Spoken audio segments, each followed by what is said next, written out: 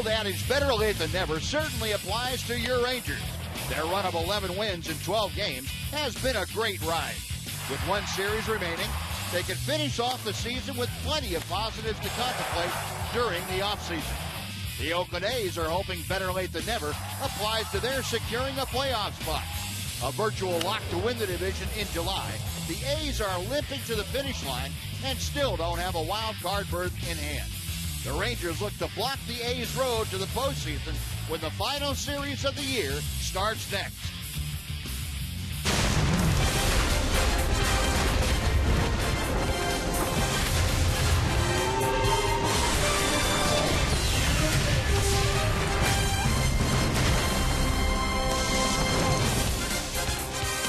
Texas Rangers baseball is presented by AT Gilbert TV.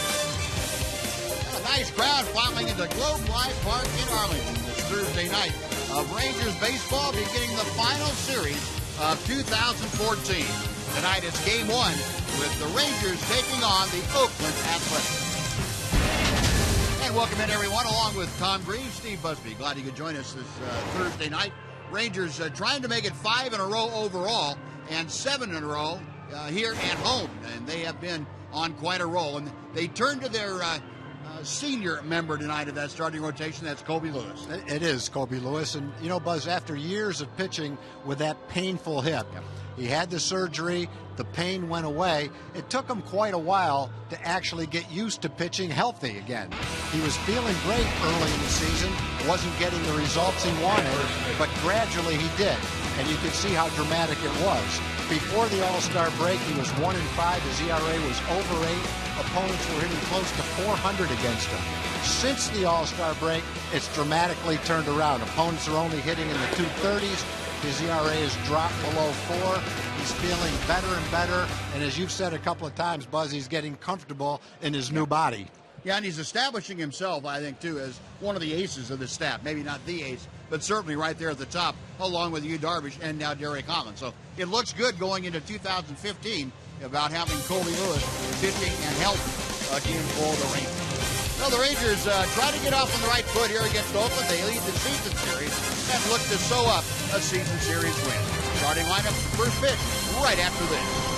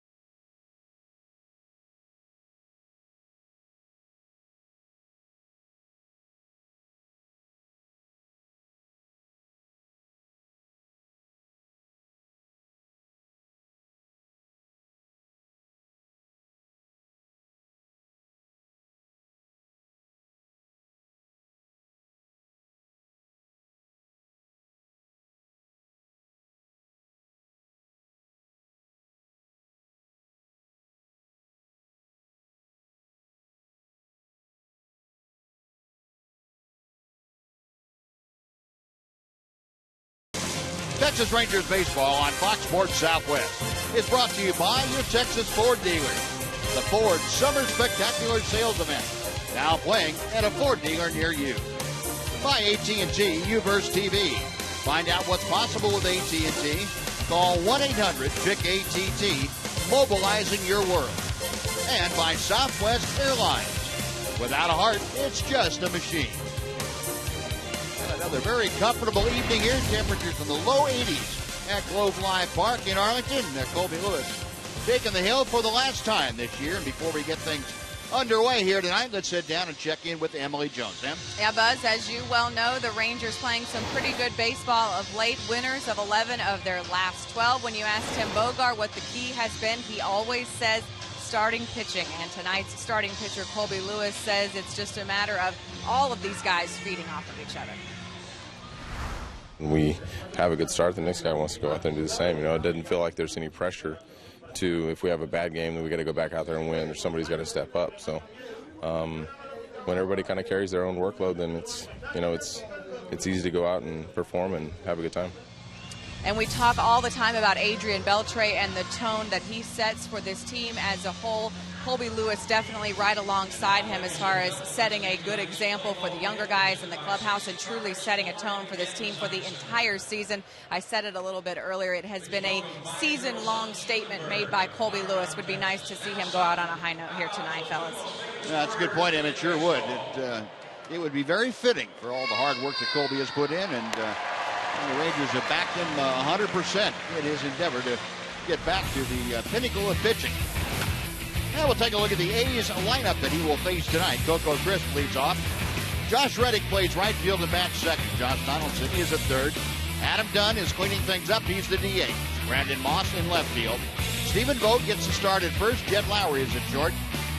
Old friend Giovanni Soto catches and bats eighth. And batting ninth, the second baseman, Eric Sogard. And the Sonic scouting report for Colby Lewis. He's 10-14 on the year. He's had 28 starts. First 17 starts, opponents hit .353 against him. In his last 11 starts, only .244. 163 innings pitched. That leads the Rangers this season. And with a good outing today, he can be up over 170 innings on the season. I think if Colby were to know at the beginning of the season he was going to lead the team in innings pitched, he would have been very, very happy to know that. Got to feel great to be as healthy as he is right now and come back from an injury that is very rare for an athlete to come back from, really. And he punched in strike one to Coco Crisp. You know what? And this may be an overused statement, but it's very true for Colby. Couldn't happen to a better guy. Yeah. Well, he put the work in, that's for sure. Yep. 1 ball and 1 strike. 82 degrees at first pitch here tonight. Colby Lewis, the 35-year-old from the southern part of the San Joaquin Valley in California, Bakersfield. Tried to drop the breaking ball in and just missed outside. It's 2-1. Coco Crisp, 250 average. And Colby have faced off numerous times over the years. The 2-1 pitch. Under the glove of Colby and into center field. A base hit. And Colby angrily smacks his glove. And as if to say, why didn't I get that glove down in time? And Crisp is aboard with a leadoff single. We'll take a look at the Texas Rangers defense. It's brought to you by the New Braunfels Convention and Visitors Bureau. Outfield of Rua, Martin, and Smolinski, left, center, and right. Rosales at first. Odor and Andrews up the middle. Beltre at third. And Robinson Chirinos, who is catching tonight. 1 on, 1 out. Coco Crisp with 19 stolen bases aboard at first. And here's Josh Reddick. Takes the strike on the outside corner. Reddick, we're used to seeing hitting down in the order. 6th, 5th, somewhere in there. A run producer, but Bob Melvin has put him up in that number 2 slot, trying to fortify the upper part of that batting order. I don't think we've ever seen him up there. I don't recall him being there. But Bob Melvin, part of the problem the A's have faced has been offense. They just have not been scoring runs. And one of the reasons that we won 14 and 28 since they had that 4-game lead back in early August. And the offense has been the big culprit. Last 5 ball games, Reddick has been smoking the ball pretty well, so maybe it's working for him. 11 home runs, 49 driven in, 25 games, the .213 average for the A's, just over 3 runs scored per game. Crisp at first, the pitch high and tight, snap throw to first. Back in a leisurely meander back to the bag. Coco Crisp there. Ty Waller, the first base coach, having something to say to him. Nice shot from the midway back in the lower section on our RF camera, moving around Globe Life Park here tonight. 1-2 pitch. Didn't want to do it, but he did. And Reddick is gone on strikes. Good breaking ball from Colby Lewis, and it looks like here in the early going that Colby may have that good sharp slider that produces a lot of strikeouts. That big curveball broke straight down.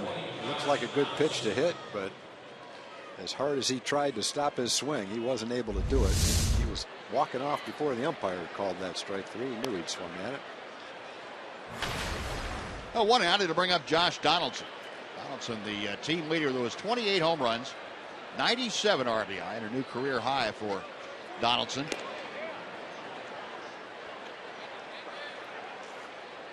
That's been a little bit of a roller coaster for him. September has not been kind. August, he saw him hit .313, but with not a lot of RBIs. A dozen RBI for your big run producers, not that many. Into the hole, Elvis, a jump throw, and not there in time as Adam Rosales had to come off the bag to make sure that ball didn't get by him. So an infield single puts Crisp at second, Donaldson at first with 1 out, and it'll bring up Adam Dunn. Yeah, somehow if Elvis was able to drop that ball right on the first base bag so that Adam didn't come off the bag, he had a chance to get Donaldson. That would have been quite a play from way out there, and throws a little bit offline. Otherwise, I think they might have had him. Yeah.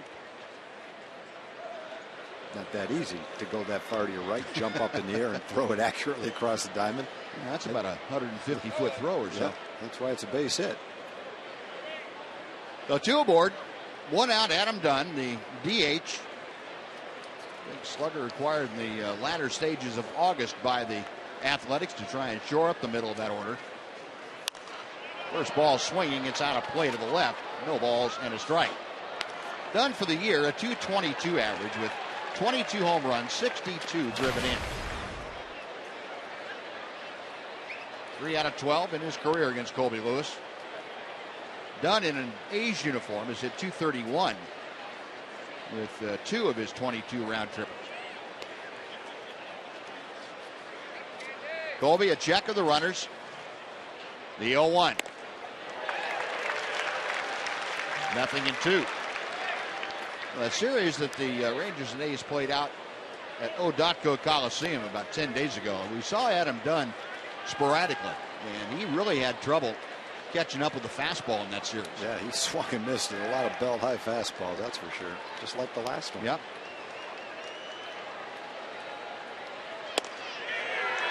Inside, not by much. Colby trying to nail down that inside corner, and didn't get the call from home plate umpire Bill Walke. Adam Dunn has always been a guy that gets a lot of walks. Even this year, he's in the top 10 in walks. He's always been a guy that strikes out a lot.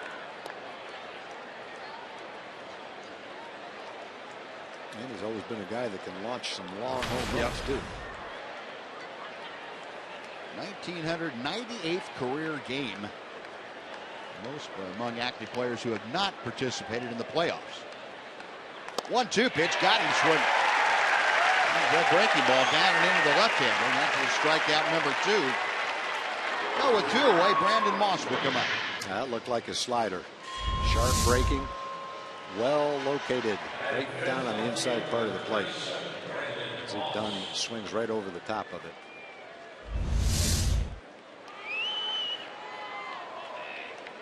Well, Crisp still at second, and Donaldson still at first.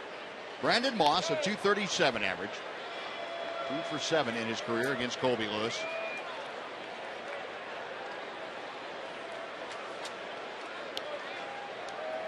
Colby's first pitch, and that is topped foul by Moss.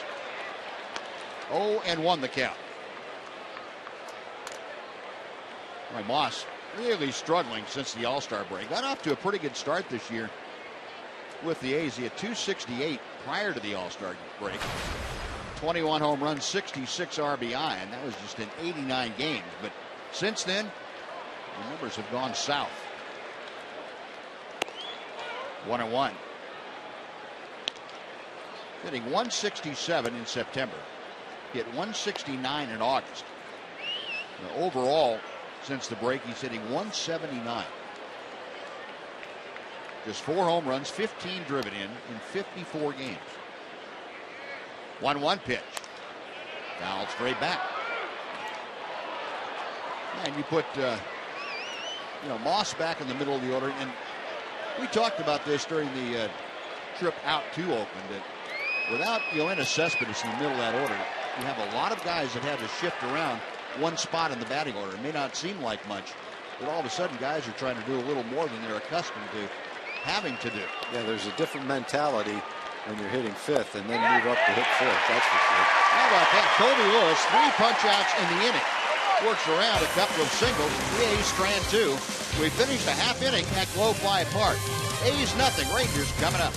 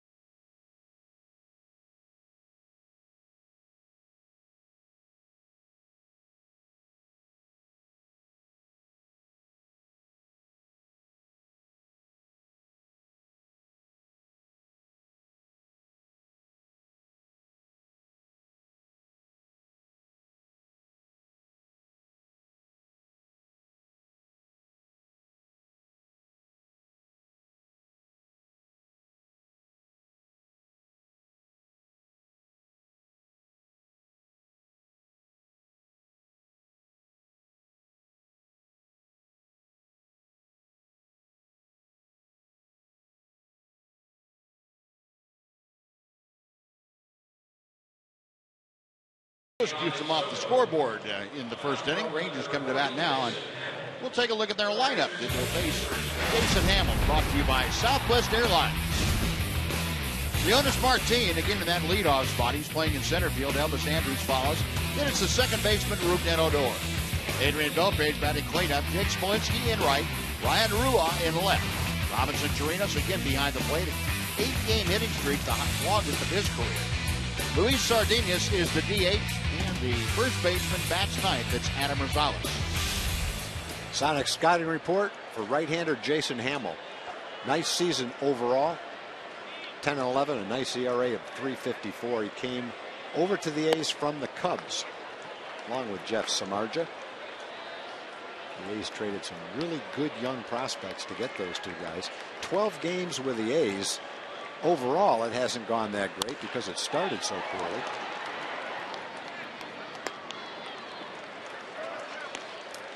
The A's were a little bit worried about one of their prize acquisitions when in his first 4 appearances he tuned up a 9.53 ERA. But he's turned it around. He's throwing now like he did with the Cubs. 2.62 ERA in his last 8 starts. Haven't scored a lot for him in his 11 starts with Oakland. 2 or fewer runs in each one of them. Well, that's going to affect your one-loss record, but it didn't matter really how many runs they scored his first 4 starts. He was giving up 9 a game. 9 per 9 innings a game anyway. But he's straightened it out. He's throwing well now. And he got the first out here, as you saw. Leonis Martin ground out to second. Here's Elvis Andrus. And he takes strike one. Elvis, a .262 average, a couple of home runs, and 40 RBI. Got his 40th last night. He's 2 for 4 against Jason Hamill in his career. 1 ball and 1 strike. When the Rangers were out in Oakland, Hamill was going to miss his scheduled start for the birth of his child. So before he left, he pitched 3 innings of relief. He pitched great. No walks, 4 strikeouts, no runs in 3 innings. Only threw 31 pitches. He looked great in those 3 innings. Then he went home, and I don't know if he's on the bereavement list or not. I guess you don't need a bereavement list in September. Got so many guys on the team anyway. But he's back now and back in the rotation. And 3 balls and a strike to Elvis. So Andrews trying to get aboard with 1 out. Rougned Odor, the second baseman, will follow. Hamill, a 6'6" right-hander, goes to the wind. And Elvis fouls that fastball back. 3 balls, 2 strikes.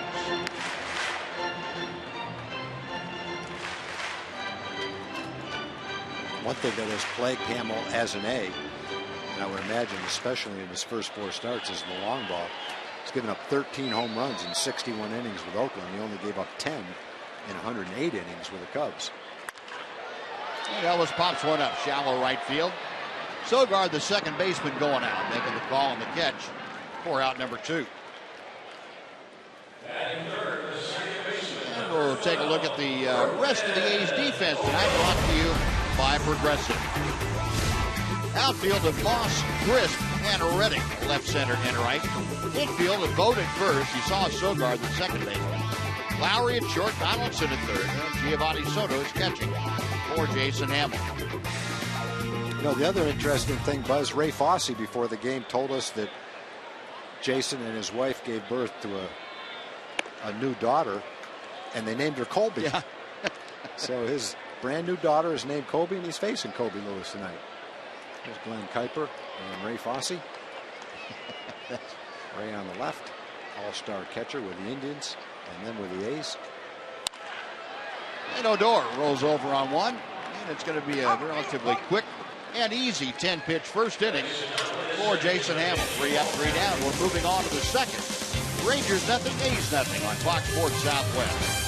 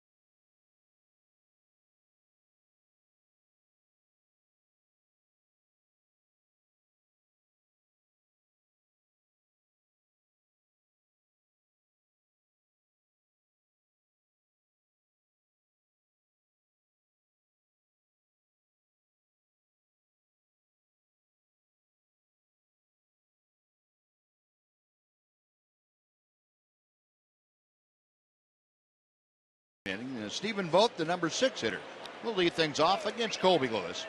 Vogt, Lowry, and Soto. He's had a couple of singles in the first, but Colby had 3 punch-outs to go along with the 2 singles.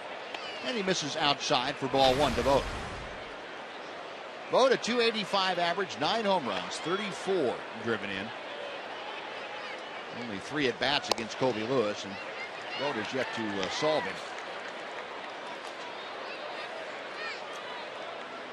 Steven Voda, catcher by trade, but he had some injury problems that kept him from catching.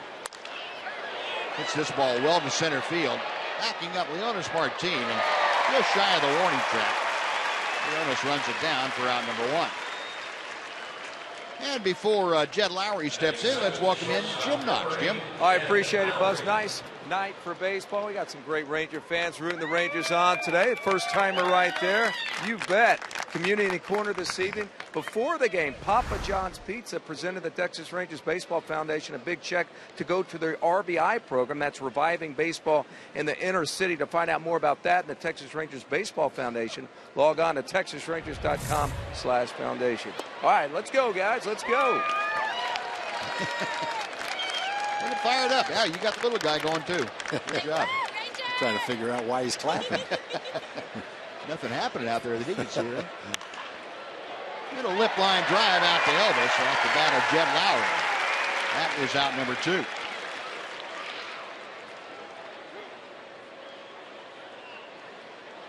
And Colby now is retired 4 straight. Base is empty, 2 away. Giovanni Soto, his former battery mate, will step in. Giovanni, overall, a .214 average. He has not fared very well in Oakland, though. He hit just 188 since the trade. That's a strike here. Giovanni, no home runs, 7 driven in as an Oakland A. Put him on the fists and very quickly out in front. Colby Lewis at 0-2.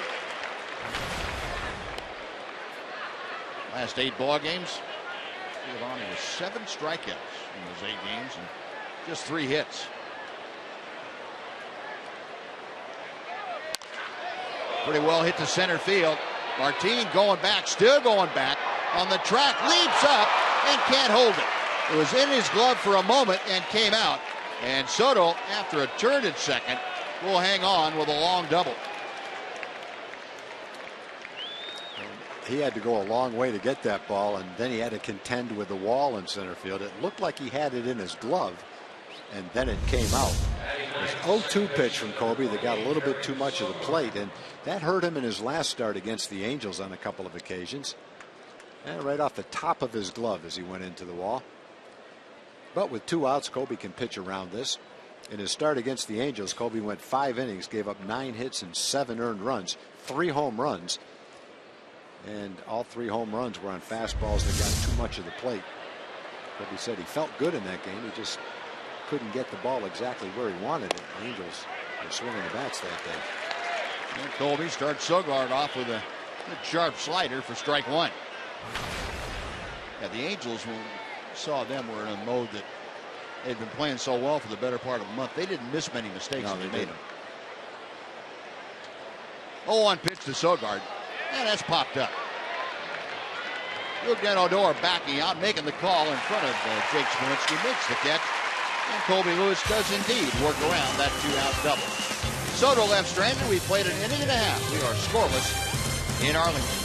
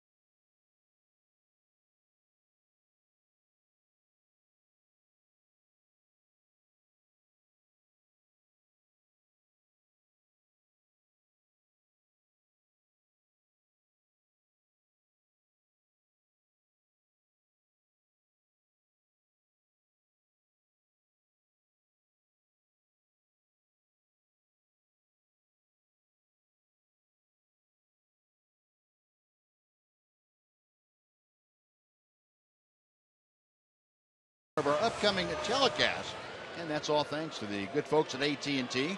Simply use hashtag Southwest Fan Photo, and your photo might be selected to be aired during the season. You gotta hurry. We're running out of fan photo selection dates. 3 more ball games in the season after tonight. We will show you tonight's selection a little bit later on. Adrian Beltre, a high drive down the right field line, but it's slicing and going back into the seats for strike 1. We've seen Adrian in the last couple of games really trying to wear out right field. He has hit a ball there at least once, if not 2 or 3 times during the ball game. Hitting at .325 overall. Reddick is around slightly toward right, not like they were playing him last night. But crisp in center field is slightly toward left field, which creates a pretty big gap out in right center field. Even getting dive bombed by some little creature. So Adrian against the A's, a .299 average. He takes that pitch high. It's 1 ball and 1 strike. Now, a little more humidity tonight than we've had. Soto getting pelted by Adrian. Pointing to the umpire, yeah, like he wants some help. And so they're going to get down there and get a handful of dirt and throw it on Adrian's shoes, probably. Yeah, that can be very distracting if he chose to do that while the pitch was about halfway to home plate. Beltre, a couple of good breaking balls from Hamill, and Adrian not able to connect with him. He has gone on strikes. 1 punch out now for Hamill. 1 gone for Jake Smolinski. Hamill not a big strikeout guy, and averages about 6 per 9 innings.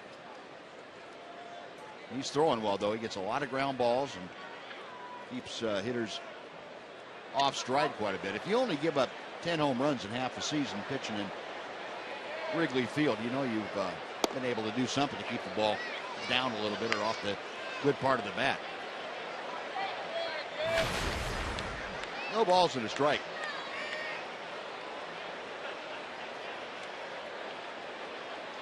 Smolinski at .361. It's a 1 hopper down to the third baseman Donaldson. Out number 2. So the first 5 Rangers have gone down in succession. And Ryan Rua now will come up. Batting 6, the left fielder, number 16, Ryan Rua.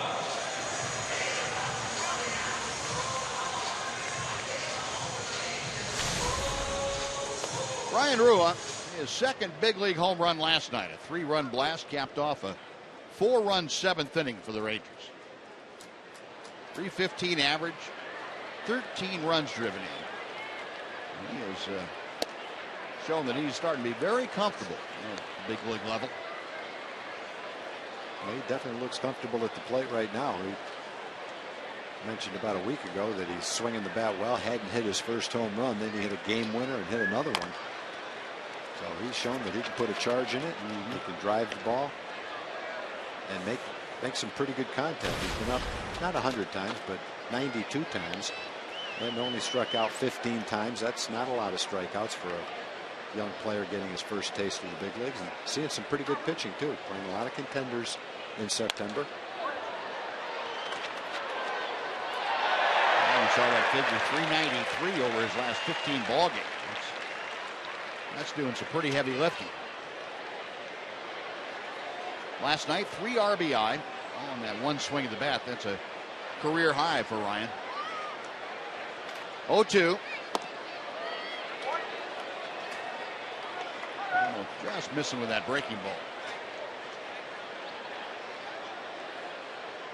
Rua 3 out of 9 the first 3 games of this homestand. 2-2.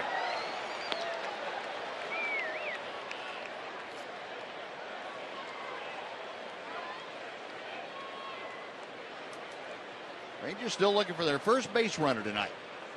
Hamill has retired the first 5 in a row. The 2-2 pitch. Shallow right field. Long run in for Reddick. Still on the run. And just in fair territory, able to corral that fly ball, and that'll do it. So 6 up, 6 down for the Rangers. We'll move on to the 3rd inning. Rangers nothing, A's nothing on Fox Sports Southwest.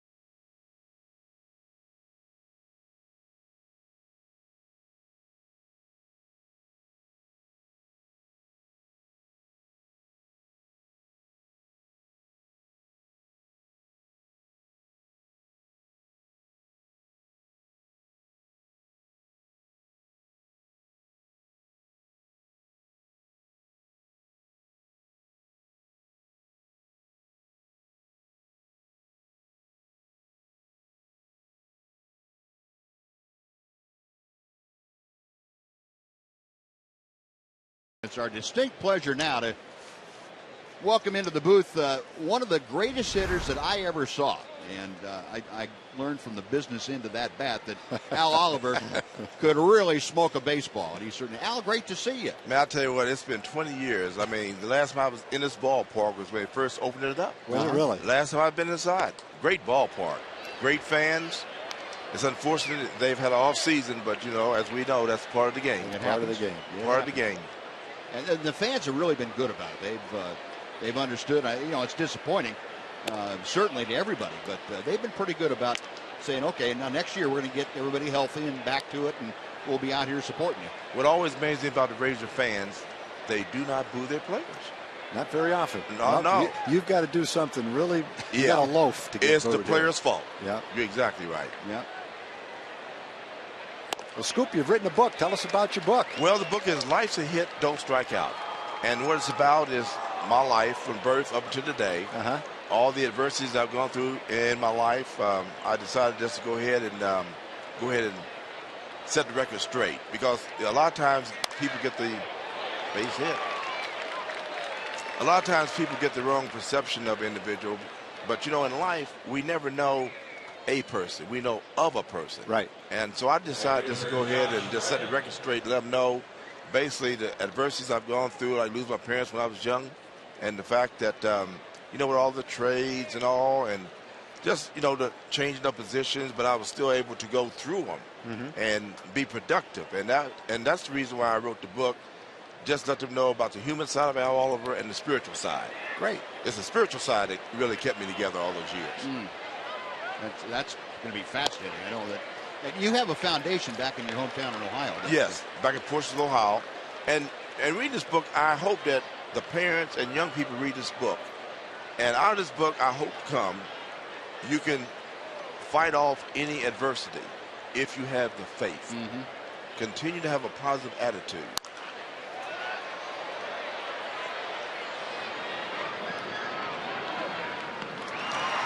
Lewinsky to make that catch. That's out number one. But is that a big part of the basis of your foundation? That kind of getting that word out? Yes. The three things that I'm really big on are senior citizens, veterans, and youth. Those are the three. And you notice I had to put the 3 in front, you know, the 300. You know, I had to throw that in there. But when you read this book, and a lot of people are going to be surprised, I didn't know Al was like that. And I've heard it already from a lot of writers who would now admit that we made a huge mistake on this guy. This guy was not the guy that we thought he was. Well, you know, you're right, though, Al. People don't take the time to get to know someone. They see Yes. you up at bat, and you've got a look on your face, and you're Oh, concentrating. And yes. they say, that's a mean guy. Exactly right. I probably wouldn't like him.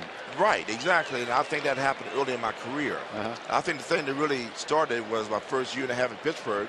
I wasn't playing every day, and I asked to be traded.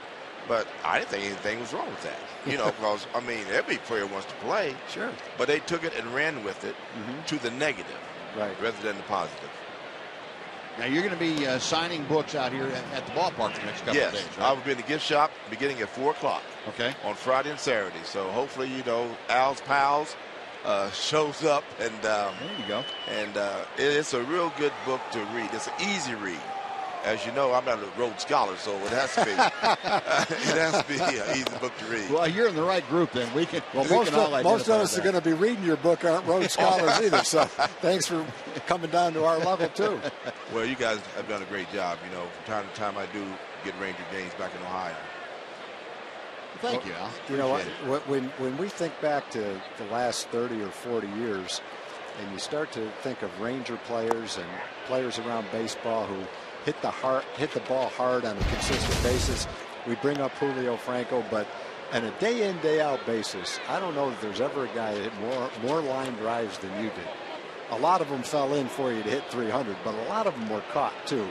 With all the experience you have as a hitter, do you teach young kids now at all? I do, and it's kind of difficult. You just can't tell a young kid, see the ball, hit the ball. Right. you just got to pull them aside.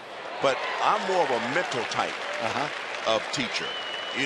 I would love to have a guy who knows the technical side of it, then come to me, and I will make sure he hits forever with a positive attitude. Right. You hit the ball and not the pitcher. A lot of guys just get psyched out facing Nolan Ryan. Right. But, the ball was 102 miles an hour, but it was a ball. Yeah. You hit the ball and not Nolan.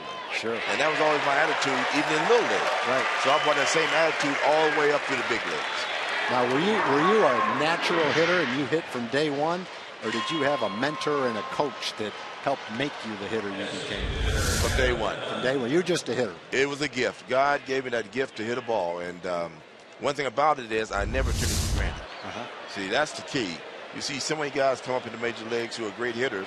They have 1 or 2 good years, and next thing you know, they're home. Yeah. Because they took that hitting for granted. I was blessed. Well, for the people that for some reason can't get out to the ballpark tomorrow or Saturday, when will your book be out, and give us the name of it again? It's Life's a Hit, Don't Strike Out, the Al Oliver story. Cool. Right. So, and it's going to be available next week, is that correct? Yes, Amazon is one of the places where they can purchase the book. Loco Crisp on the move, and he is out at second base. What a great throw by Robinson Chirino. Al, thank you very much. We sure appreciate you coming by, and we'll look forward to seeing you here tomorrow and Saturday. And the only thing I can say is I want to thank the Rangers for giving me this opportunity. Great, Al. Thank you very much. You deserve it. You guys take care. All right, after 2.5, we are scoreless.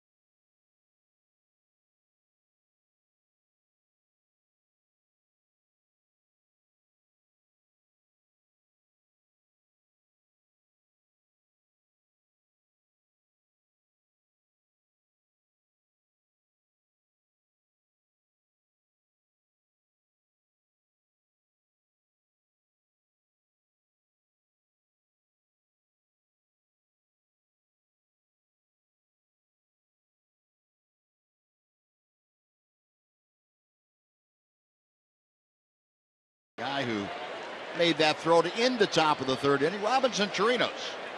He'll start things off against Jason Hamill. He takes strike one. How about that throw that Chirinos made to get Coco Crisp with a big jump? We've seen a lot of that from Robinson this year. He's come on defensively. He's come on offensively.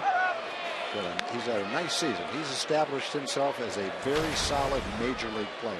Coming into spring training this year, he hadn't done that yet. Didn't look like he was going to get a chance to do it. Injuries occurred. He got his opportunity and he cashed in. That's a pretty good feel-good story. Yeah, definitely. When you think about where Robinson Chirinos really was ticketed for AAA. Yeah. At spring training. And then, like you said, the injury to Soto, and shoots one down the right field line and slicing and going foul. And let's take a look at our Jimmy John's freaky fast delivery tonight, and it was Robinson Chirinos. Watch this. Boy, that is freaky fast right there, and right on the button. He looked a lot like Jim Sundberg throwing that ball. You notice how he got his feet in position before he ever caught the ball. He was shifting to be in position to throw, and then he caught the ball. Gone here on the high fastball for the strikeout. One away, and Sardinus coming up. Let's take time right here for a Mazda game break with John Radigan. John?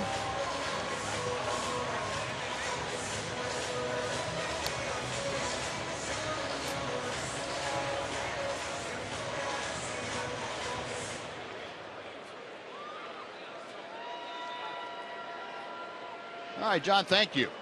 And of course, the Tigers with that 2-game advantage over Kansas City coming into play tonight. Tigers starting their season-ending series against Minnesota. Kansas City with the night off tonight. No, I take it back. They're in Chicago.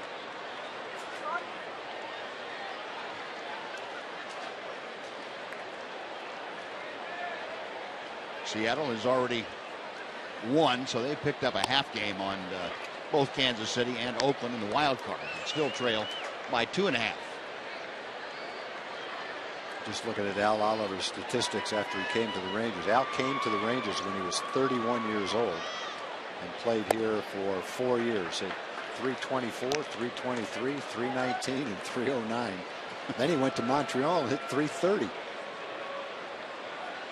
He was one of those guys who didn't walk a lot and it was very difficult to strike out. And back then, the bats didn't break back then like they do now. But he was the kind of hitter that probably could have used the same bat for a month and never break it. Because he hit the ball on the good part of the bat so often. Never got jammed. Didn't get fooled. He was a great hitter, boy. You're right. He was almost impossible to pitch to. Yeah. He had such a short swing. It was like a karate chop. It was so quick he could wait on the ball longer than other hitters and still be quick enough to get the good part of the bat on the ball. Payoff pitch to Sardinus. Left center field. That is up the alley. Long run for Chris. They can't get there. It is down for a hit into second. Luis Sardinus, and he becomes the first Ranger base runner with that opposite gap double. With Sardinus, you don't think of a guy with power. He's only 21 years old. He's slim. But he drove that ball pretty good to left center field. Got a pitch, looked like right down the middle of the plate. Hit it very well to left center field over everybody's head. We've been talking about Odor a lot. But you can't forget about Sardinus either. Sardinus is an excellent prospect himself at age 21. Now he's at second. Here's Adam Rosales. And Hamels drops in that big, slow breaking ball for strike one. Rosales 283, batting in the number 9 slot here this evening. And of course, the former Oakland A. He was back and forth 3 different times last year between the A's and the Rangers on waiver claims.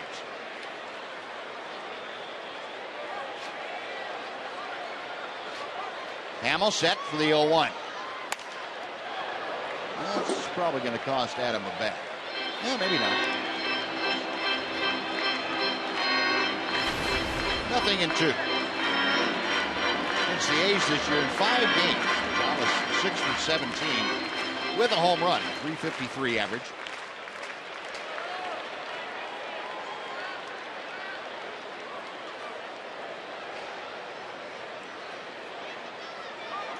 Hamill, a belt high set. Comes high and tight. 1-2. Soto going to go out and mention something to Jason Hamill.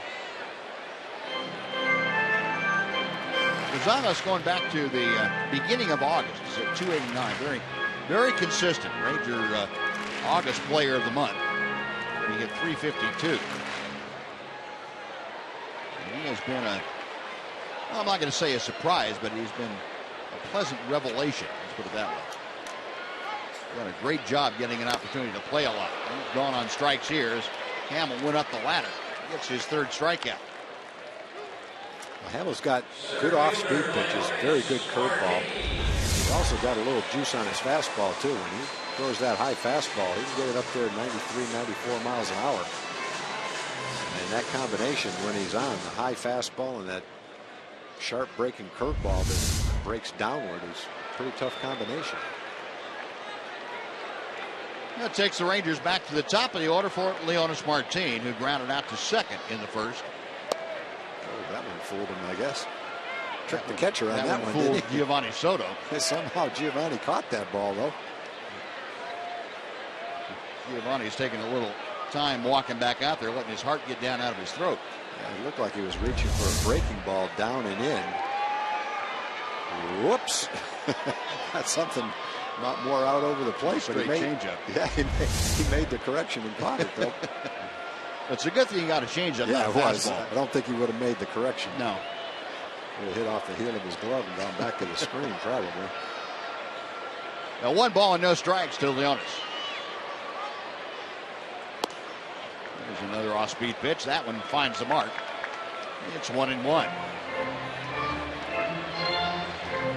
Martin on this homestand now, a little bit of a downturn, just 1 for his 9 trips to the plate. That's Sardinas at second with 2 outs.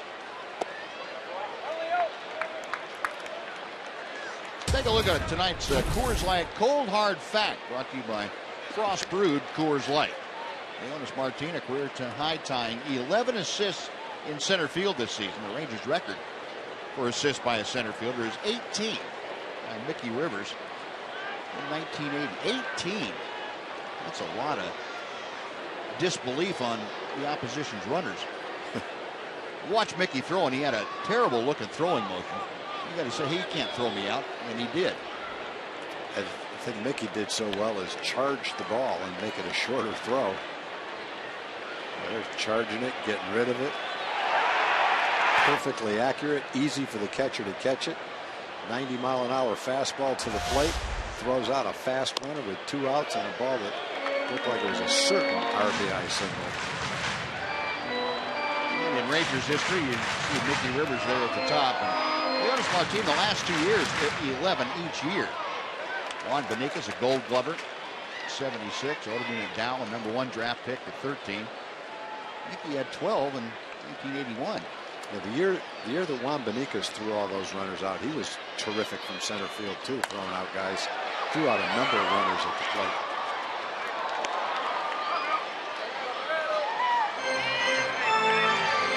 Three and 2 to Martin. Leonys trying to keep this 3rd inning going. Elvis Andrus will follow in the order. Luis Sardinas stepping his lead off at second, right there at the bottom of your screen.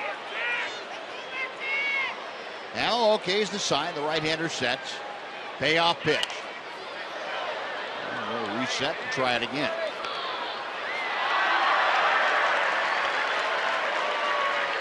Tim Bogar asked a couple of questions about Leonys Martin, and Tim said today that he really thought Leonys Martin had shown him that he could be a leadoff hitter all the time. He said he's making the adjustments.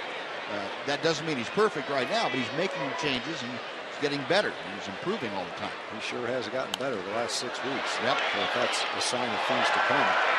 He's pretty good right now without any improvements, but if there's more improvements to come and growth to come, then he's going to be quite a player for the Rangers. He's been quite a player the last 6 weeks.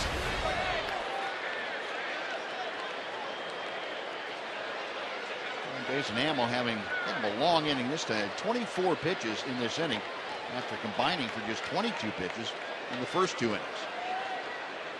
Another 3-2 to Martin. Got him swinging. Hamill ends up striking out the side around a 1-out double. Luis Sardinhas left stranded at second. We'll go on to the 4th inning here tonight. It's the Rangers nothing and the A's nothing.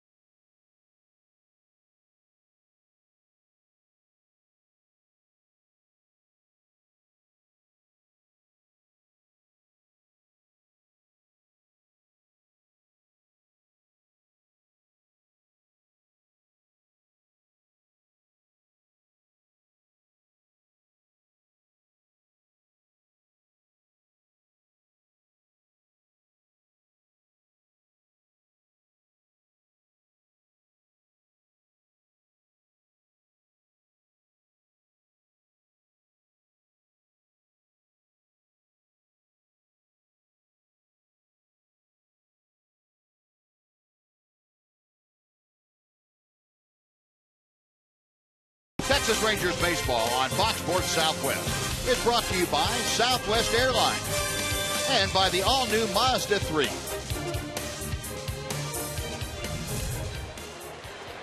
Fourth inning begins with Adam Dunn right where the 3rd inning left off. Dunn was left standing at home plate when Coco Crisp was gunned down trying to swipe second. And Dunn now with a count of 1 ball and 1 strike. And stopping into the booth to visit for the next 3 innings or so, the co-host of Rangers Live before and after the ball games, Mark McLemore. Matt, thanks for coming by again. You're welcome. You know, we're running out of opportunities to see you guys. Yeah, that's what I said. That's what I hear. That's what the schedule's saying. Yeah. Yeah. I don't know if I can follow your last guest. It's a pretty tough job. You definitely. None of us could come close to hitting like him, I'll tell you that. You know, I think if they put both of us together, probably still wouldn't be half of that. If we added up all our line drives in 1 year, it wouldn't get to how many he hit. Oh, just his outs. Yeah. Yeah, you know that sound I was talking about? He had that sound most of the time when he made contact. He must have been the kind of guy as a pitcher that was a little intimidating. Yeah. He had to be thinking about line drive coming back through the middle. That's exactly where he hit a lot of them, too. Since he hit so many of them. Dunn gets the leadoff walk, so he's aboard. Yeah, that was not a comfortable feeling. And, you know, he rarely hit a dribbler anyplace. No. You know, there's a rocket somewhere, and that thing got on you in a hurry. Yeah, you were talking about his short, quick swing. Seeing that from the other end, it's not a pleasant thing. Well, I can't imagine that it would be. If you're trying to figure out how to pitch to him. Yeah. Colby Lewis pouring in strike 1 to Brandon Moss, who struck out to end the A's first inning. You know, that's the guy that you grow up saying, I want to be him. Yep. I want to hit like that. Yep. You know, and running around as a kid, hey, I'm Al Oliver. That's who I am right now. You know, that's the guy.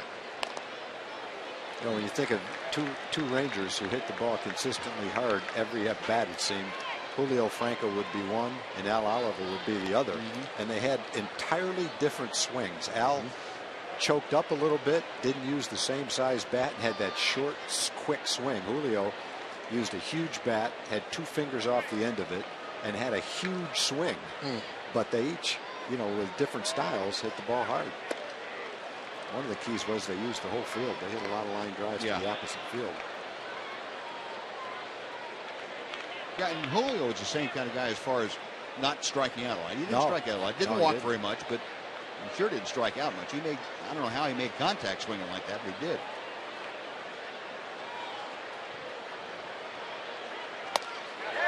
And Moss again is Colby Lewis. He's got that quick, sharp slider working. That is the 5th strikeout. Second time he's gotten Moss. Already tonight, Moss has swung at a couple of pitches to strike out on breaking balls out of the strike zone. That earlier in the year when he was really locked in, he never took a swing like that. The A's, we always talked about them as being patient, tough to pitch to. They take a lot of pitches. Right now, you can just tell by the way some of them are swinging, and Moss in particular, who's struggled, hit 168 the last 2 months. There's the reason why. He's pressing, he's over anxious, trying to hit the ball, and he can't lay off those pitches out of the strike zone. What I think they're really doing now is, I think a lot of these guys are trying to make up for the loss of Cespedes. They're trying to elevate their game a little bit more, and some of them are coming out of their game. Yeah, I think that's probably true. You look at what's happened to Donaldson, to Moss, and to a lesser extent Reddick, but those guys that were in the middle surrounding Cespedes, now all of a sudden he's not there, and they're trying to pick up the slack, each one individually. Right. And it doesn't work. And that's where trying to fix something that's not broken costs you. I like the fact that they recognize the fact that they need to, because it's tough to replace. Sure. That big power bat in the middle of the lineup. So I like the fact that that's what they were trying to do, but it really messed up their game and really what they can do offensively. Beltre with room right in front of the Orioles dugout. Makes the catch, and Stephen Vogt a pop out. 2 gone. Shortstop Jed Lowry. I'm still trying to figure out what Mike Maddox might have gone out there to talk to Colby Lewis. Yeah.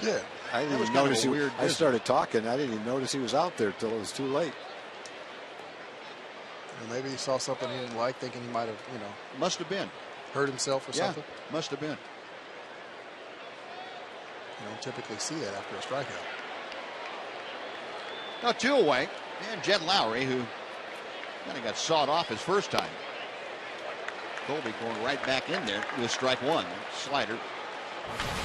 Lowry hitting 244. There's another guy who had a real solid year, about 290 last year. And he has fallen way off. Run production, getting on base even, has just been a real struggle for him. That ball's hit pretty well to right field though. Going back, Smolinski, he stops just before the warning track and makes the catch. Sounded better than what it turned out, and that's a good thing. Dunn left stranded after the leadoff walk. After 3.5, we are still scoreless in Arlington.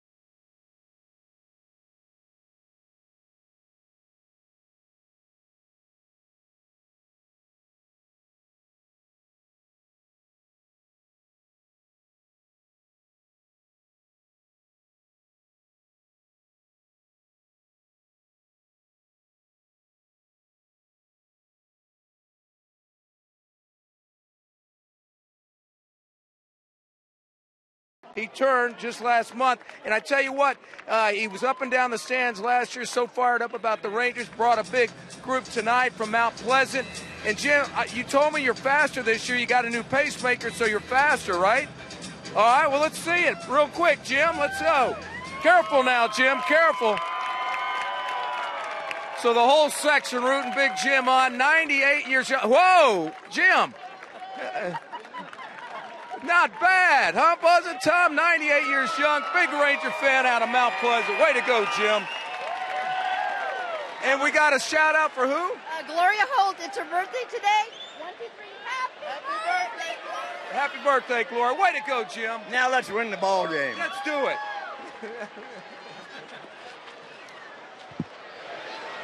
Well, at 98 years old, jogging up the stairs, I can't something? even conceive of that. No. I can't do that now. Yeah. Look at that. Unbelievable. Man. Look at that. Got his girl down there waiting on him, too. Wow. I'm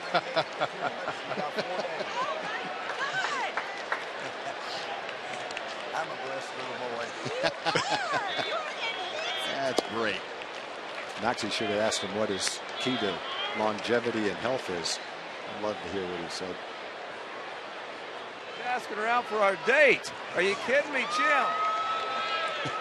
Jim, ask him what his key to his longevity and his health has been. For your longevity and your health. Secret. Give us a tip. My mama gave me good genes. She lasted till 99. Were they Levi's? No. And so I'm keeping up with her. There we go. That's a good tip. Appreciate it, Jim.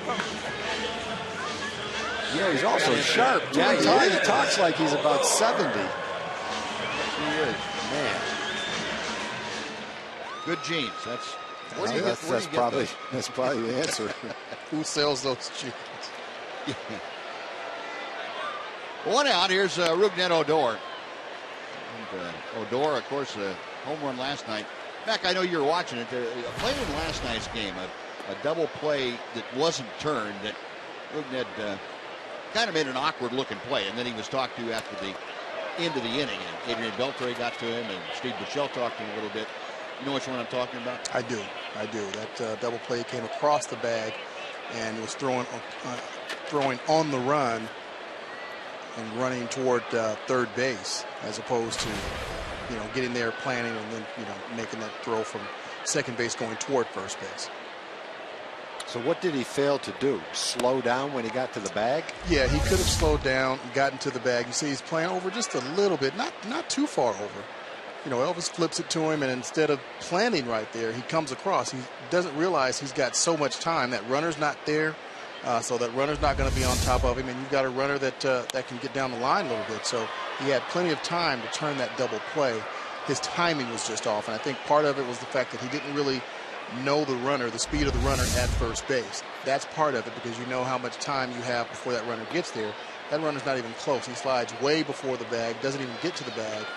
And then the runner going to first base, the batter, the guy who can run, that double play should have been turned. But, it's just something that he hasn't seen a whole lot of. Rougned turning on that one, a little bit different scenario, and he hits it off the facing of the second deck, about 20 feet foul.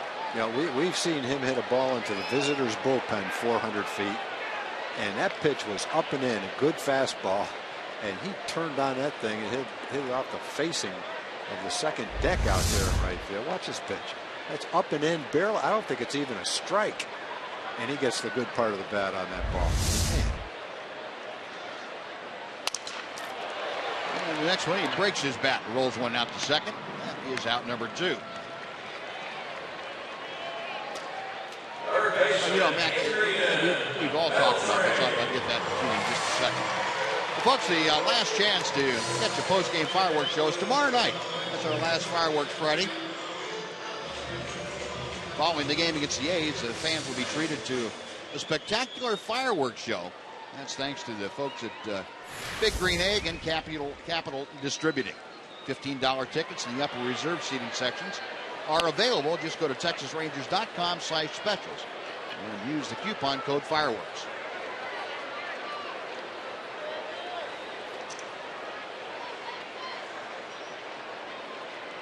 Well, 2 outs. Here is Adrian Beltre. Beltre a strikeout the first time that he faced Hamill tonight. Rangers have just 1 hit. That was a 2-out or 1-out double by Luis Sardinas last inning.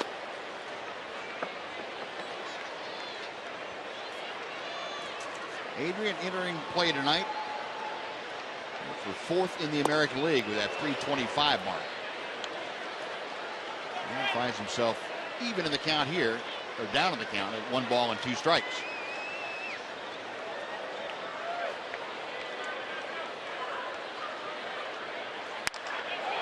Line drive, but right at the first baseman, Vogt. Didn't have to move an inch. Kent Vogt saying, hey, play somewhere else.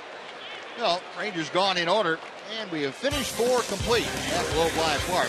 Rangers nothing, A's nothing on Fox Sports Southwest.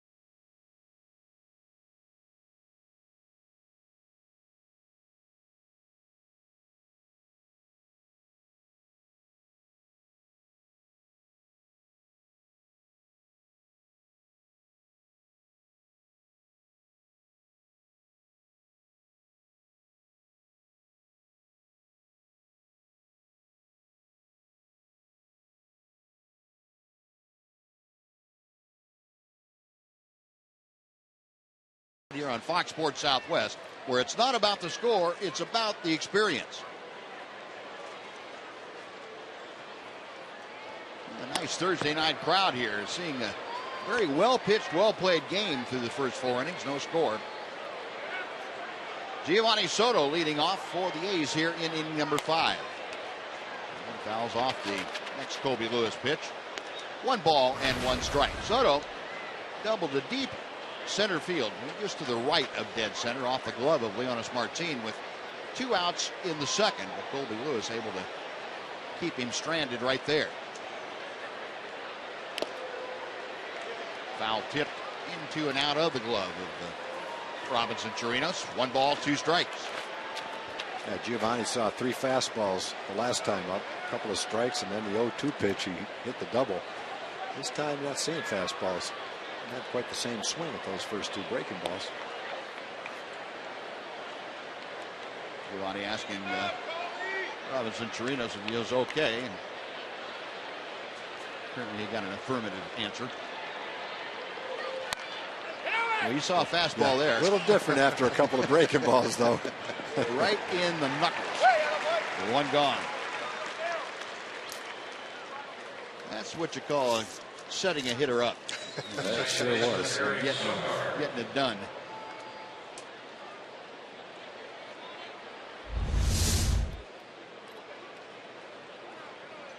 Boy, he ran that one way in on the handle. You know, sometimes you would think that a catcher that's caught a pitcher would have an advantage over that pitcher, or other hitters at least, of knowing what's going to, what's coming, what that pitcher likes to throw and when. Sure. He would think that, but it just doesn't work out that way. It would probably have to be a special situation, because he's not going to pitch to you the same way that you would have called for him to. Beltre, bare hand from down under, the throw, and sliding in safely is Eric Sogard.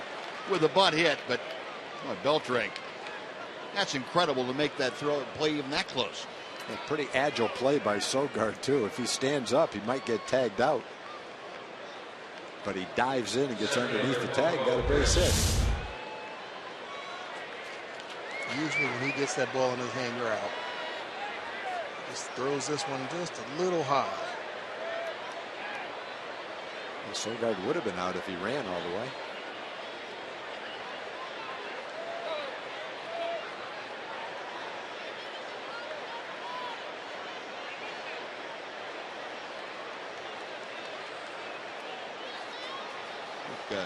Rosales might have misjudged that a little bit. I'm not sure he had to jump that much for it. He caught it right in the palm of his hand, as it turned out. But I think when Adrian's throwing that ball from down under, it's got a little sink to it, even the one that's up high. Yeah, whenever he comes from down there, that ball's going to definitely sink back down to you. It's going to tail or fade and then and sink at the same time. Well, the base hit on the bunt by Sogard has him at first with one out. Coco Crisp has singled both times to the plate tonight. Once to center, once to left. Crisp with the average of 253. A's now with 5 base hits against Colby.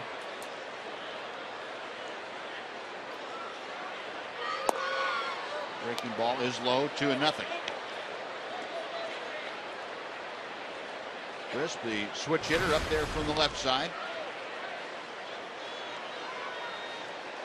Went 410 at bats this year without grounding into a double play. It's the longest streak in A's franchise history, just one in 450 at bats. Colby would like to make that 2 right here. Got 1 on and 1 out.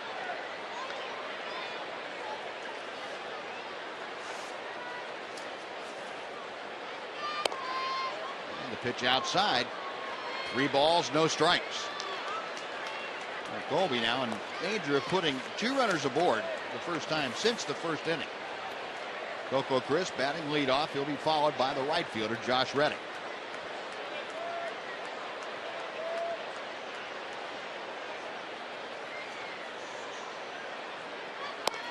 There's strike 1.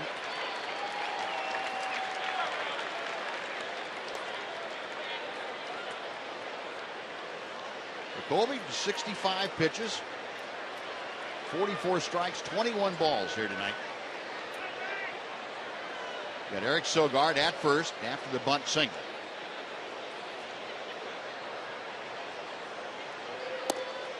Low and in, ball 4. 2 aboard with 1 out for Reddick. Well, Crisp has walked 63 times this year. That's a career high for him. It's the second walk issued by Colby Lewis. He also walked Adam Dunn leading off the 4th, but stranded Dunn at first. Elvis Andrus and Robinson Chirinos, along with Rudnett Odor, in to have a conference at the mound. Well, folks, Southwest Airlines is celebrating the arrival of 15 new nonstop destinations out of Dallas Love Field. Just go to southwest.com/RangersLove to enter to win round-trip tickets.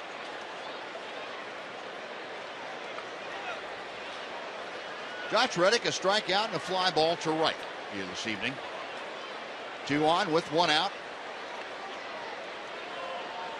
Colby making sure that Sogard didn't have any designs on taking off for third.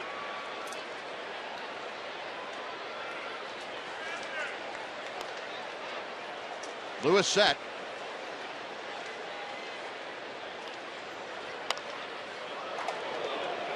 Walking into the bat by Reddick. It is 0-1. Reddick with runners in scoring position this year, not having a lot of luck. Just 215. But against the Rangers, that's a whole different story. Overall, a 353 average in 11 games this year against Ranger pitching. The thing that's hurt Reddick is hitting on the road. He's hit 100 points higher at home than he has on the road. Barely 200 on the road.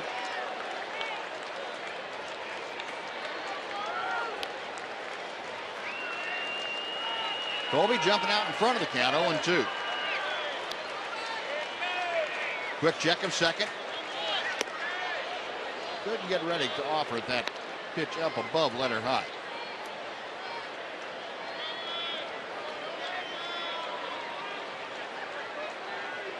Reddick has been bothered the last couple of years by some knee problems. Missed substantial amounts of time both years. That pitch low and in. It gets away from Chirinos. Down to third goes Sogard. To second is Crisp. We have 2 men in scoring position with just 1 out on the wild pitch.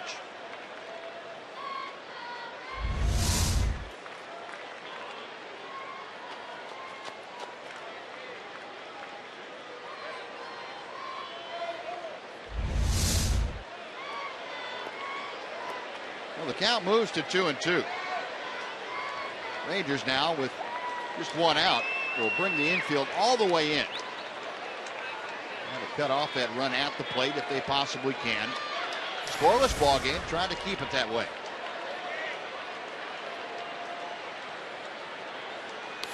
Colby will continue to work from the stretch. Blasted to right, but pulled just foul. That was into the second deck.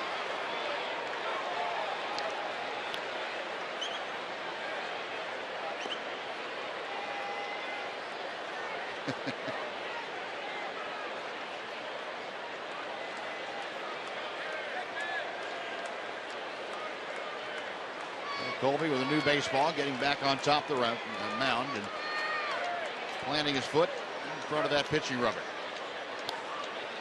Another 2-2 is coming.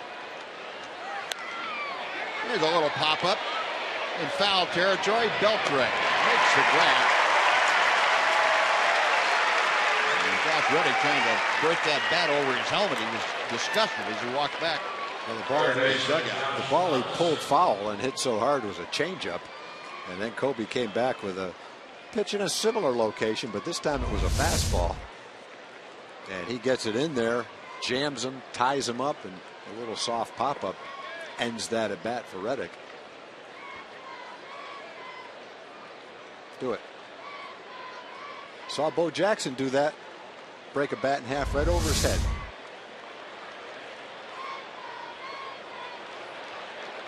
Reddick's no Bo Jackson. No, he is not. I like it when the guys try to break the bat over their leg and can't do it. Do it like 2 or 3 times. That's got to hurt. Well, their hitting coach, Chili Davis, used to be very successful at that. Was he? Oh, he could snap it like a 12. Just snap it like a 12. Well, here's Josh Donaldson. Colby misses just inside for ball 1. Donaldson has had an infield single and struck out tonight. 1 for 2, a .252 average. Got Sogard at third, Crisp at second.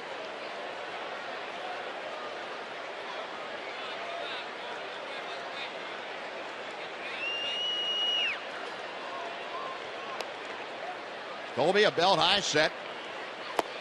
And misses low and away. 2 balls, no strikes. A great night. Another shot from the lower home run porch out there in right field. Our RF camera making its way around the ballpark. Nice crowd for this Thursday night of Rangers baseball. The last series at home. Last series of the season for the Rangers. 2-0 pitch.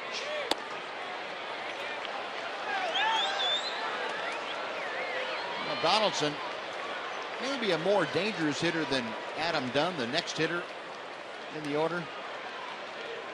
I don't think Colby was necessarily trying to be that careful to him. They're going to go ahead and put Donaldson on now. They've fallen behind 3-0 and take their chances with Dunn. Well, the intentional walk. Bases full of A's now, and Dunn coming to the plate. The bad thing about having to face Dunn with the bases loaded is, as selective as he can be, if you don't execute your pitches, you might end up walking him.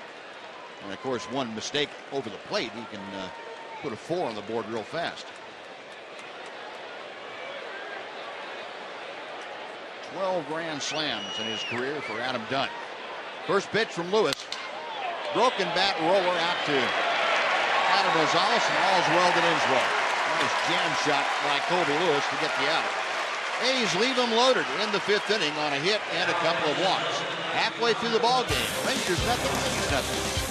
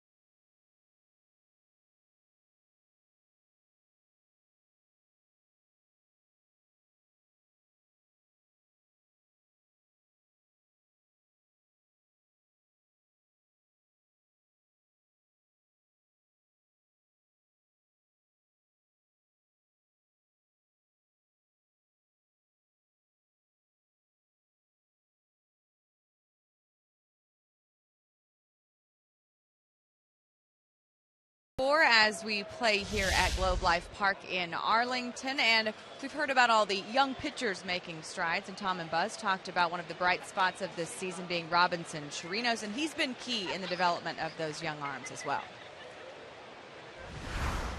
Hopefully they'll have to back in, and that's our goal, is to just play well and do the best we can, and like we did up in Oakland, and give them an opportunity to have to work really hard for their their postseason dream.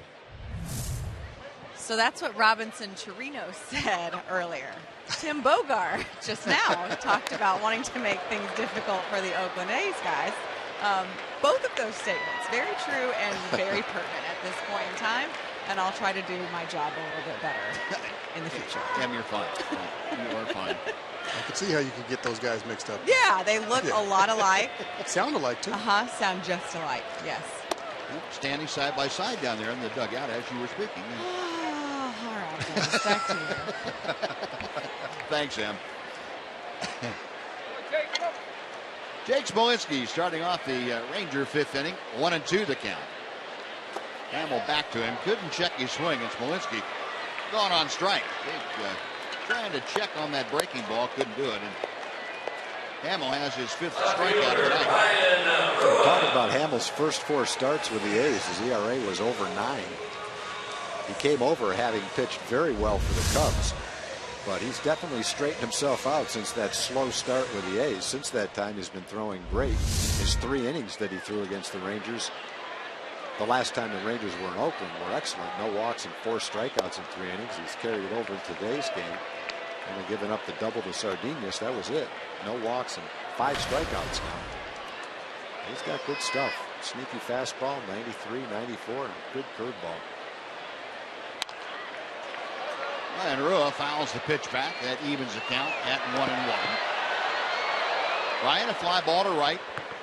And that ended the Rangers' 2nd inning. Take a look at the Ford leaderboard tonight. The Rangers' September batting average. Robinson Chirinos leading the parade at 345. And Smolinski at 333. Adrian Beltre, 329. It's been an interesting month. Rangers offensively really coming out of the doldrums that they had been mired in for the better part of 3 months. Well, it seems like it was maybe a month ago where if you looked at the Ranger lineup, wait till this pop-up comes down. That takes it to foul territory. When you look at the Ranger lineup, we saw several guys hitting 160, very few guys hitting above 250. And now it's not a lot of at-bats, so it's easy to turn things around. But now there's several guys hitting 300. The averages that were below 200 are now in the 240s and 260s. The Rangers have turned it around offensively over the last couple of weeks. Well, we talked about what they've been able to do, that corresponding to the 11 out of 12 wins that they've had. This offense has come to life there. They've scored 64 runs in that 12-game streak. Hit 294 as a team, so that's up and down the lineup. It's been pretty good. Chopper to third. Donaldson plays a tricky hop. Fires on to first, and that's it. Rangers now, 8 of them in a row have gone down at the hands of Jason Hamel. We have finished 5 innings here at Globe Life Park. Rangers nothing, A's nothing.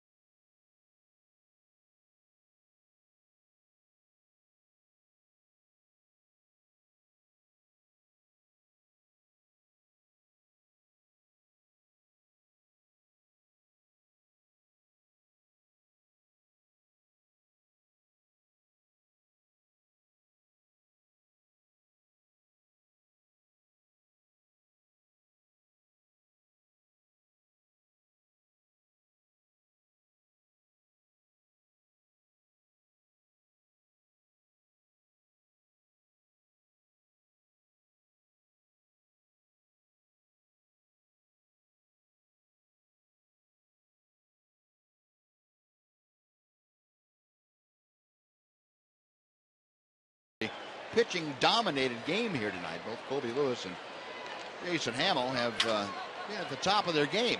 6 total hits, 5 for Oakland, just 1 for the Rangers. Colby Lewis has had just 1 rough spot to work around. That was last inning when he loaded the bases with 2 outs and got Adam Dunn on a grounder to end things. Here's Brandon Moss to start off the 6th, and he takes low and inside for ball 1. Moss has gone down swinging both times that he's faced Colby tonight. Lewis with 5 strikeouts.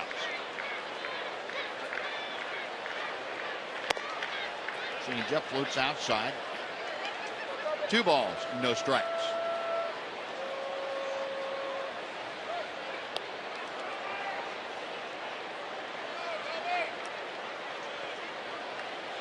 Colby getting ready to throw his 80th pitch of the night. Foul back and out of play. It's 2-1. Colby with 50 strikes, 30 balls this evening.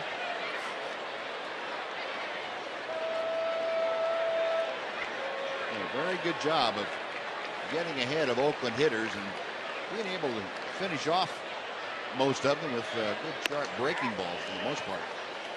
Misses high, 3 balls and a strike to Moss. Moss trying to get aboard to start the 6th inning. Stephen Vogt, the first baseman, is getting ready to hit in the on-deck circle.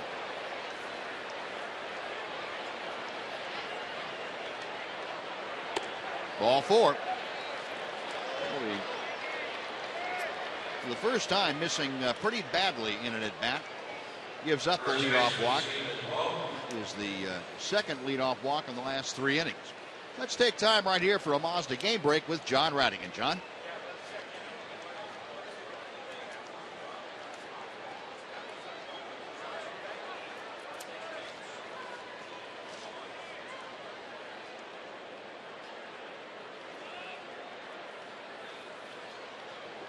All right, John, thank you. Stephen Vogt takes the first pitch from Colby Lewis and drifts outside for ball one. Robinson Chirinos going to go out and chat with Colby. Will give us a chance to look at our DirecTV Central Division standings in the American League. Coming into play tonight, the Tigers with that 2-game lead over Kansas City. Cleveland 5.5 back, and they just are barely hanging on with life support. Kansas City and Detroit look to be the two going to the postseason from the Central. Royals and the A's are tied for the wild card spot as of this moment. Seattle 2.5 games back after their win in Toronto this afternoon.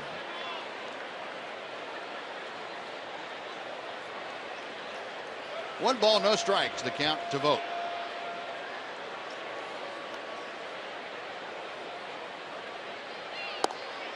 Colby zeroes it back in, gets that knee-high strike. 1-1. Earlier in the season, when the Rangers were out in Oakland, Vogt was hitting everything in sight. In fact, in his first 44 games with the A's, he hit .361. He's only hit .188 in his last 37 games, though. He's gone completely the other way. Basically, in half his season, he hit .360, and the other half, he hit .180. That pretty much parallels how the A's have gone themselves. It really does. They've had a couple of guys that have done, a couple of important guys that have done the similar kind of thing. Yeah. 1 ball, 2 strikes to him. Way inside, almost got him, and jackknifing out of the way. Evens the count at 2 balls and 2 strikes. Nice stop by Chirinos on that. Tough one to get to. Right at his feet. Chirinos gets his body over there. He doesn't catch the finger with his glove, but he keeps that ball in front of him this time.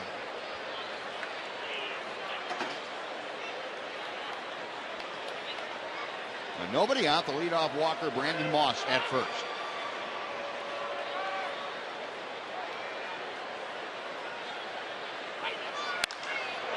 To left field, that's hit pretty well.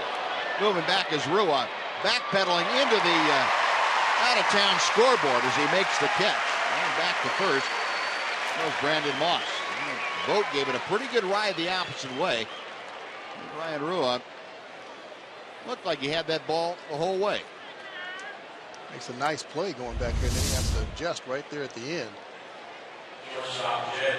And with that left-hander up, that ball is going to tail back toward the line.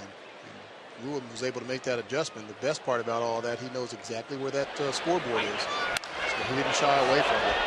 See that ball tailing back. Now he's going to make that adjustment right at the last minute. He knows that that scoreboard's back there. That's a huge play. Usually kind of a cushion for him. First ball swinging, and Jed Lowry chops one foul. Adam Rosales making a friend in the third row there with that foul ball. Lowry has popped out to short and flied to right field. 0 for 2 tonight. 245 hitter, a switch hitter that's batting left-handed against the right-hander Lewis.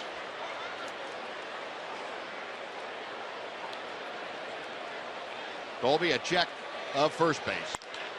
And a line drive base hit to right field. Brandon Moss heading around to third. He will make it standing. And now the A's with runners at first and third, and just 1 out for Giovanni Soto. Yeah, Colby had a pitch out of a second and third 1-out jam earlier and was able to do it.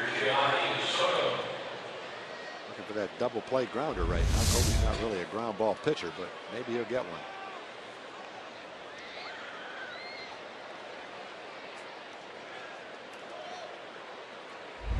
The 6th base hit of the night for the A's against Colby Lewis.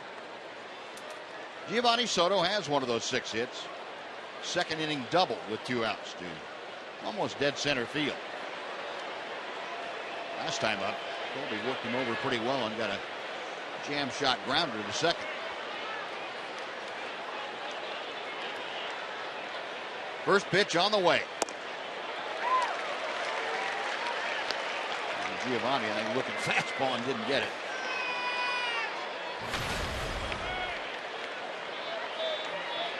Season average of 222 for Soto. Rangers play him a step around to the left on the infield, 2 steps around to the left in the outfield. 1 ball and 1 strike.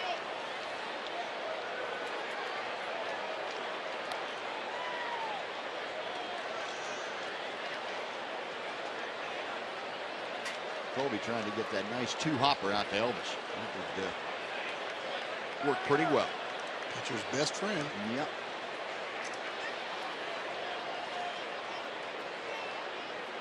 One on the way. A butt, and it's going to get the run home as it's a safety squeeze.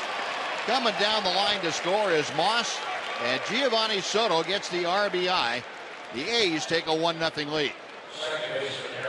Well, that's an unlikely play, but it worked to perfection. Great job by Giovanni. Looks like he's been bunting all his life, getting that ball down. Very nice play, especially with the way Hamill's been pitching. 1 run. He's only giving up 1 hit. So the A's trying to just get on the board somehow. Watch Moss. It's not a straight squeeze. Moss waits.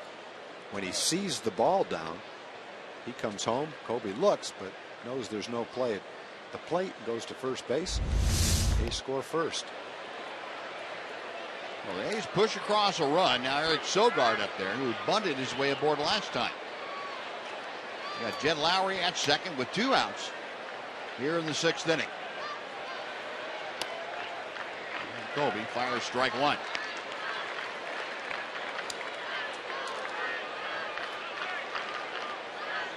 Sogard hitting at .223.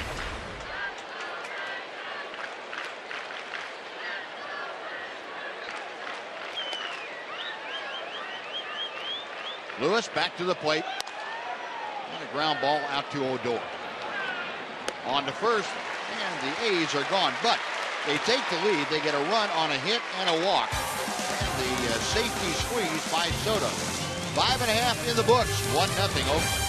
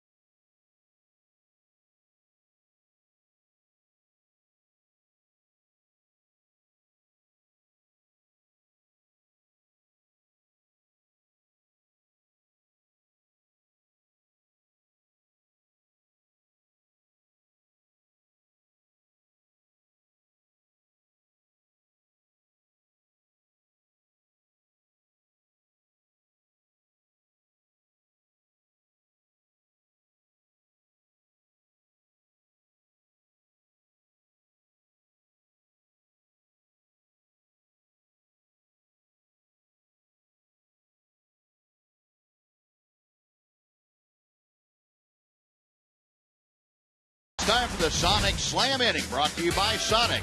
Tonight's jackpot is worth $1,700 and dinner for 2 at Sonic Drive-In tonight. The Rangers are hitting for Jeff Fried from Irving. And if a Ranger hits a grand slam this inning, Jeff Fried from Irving will win $25,000. You can register at any participating Sonic restaurant.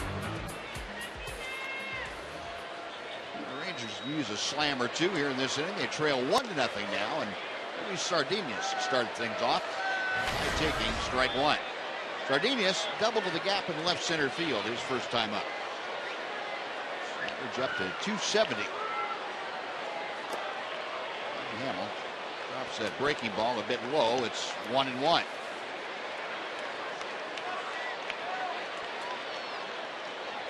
Bruce has been the only base runner for the Rangers tonight.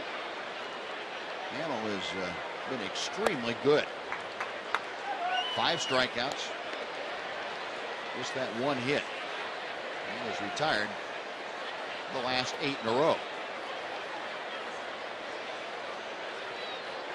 2-1 pitch. Now 2-2.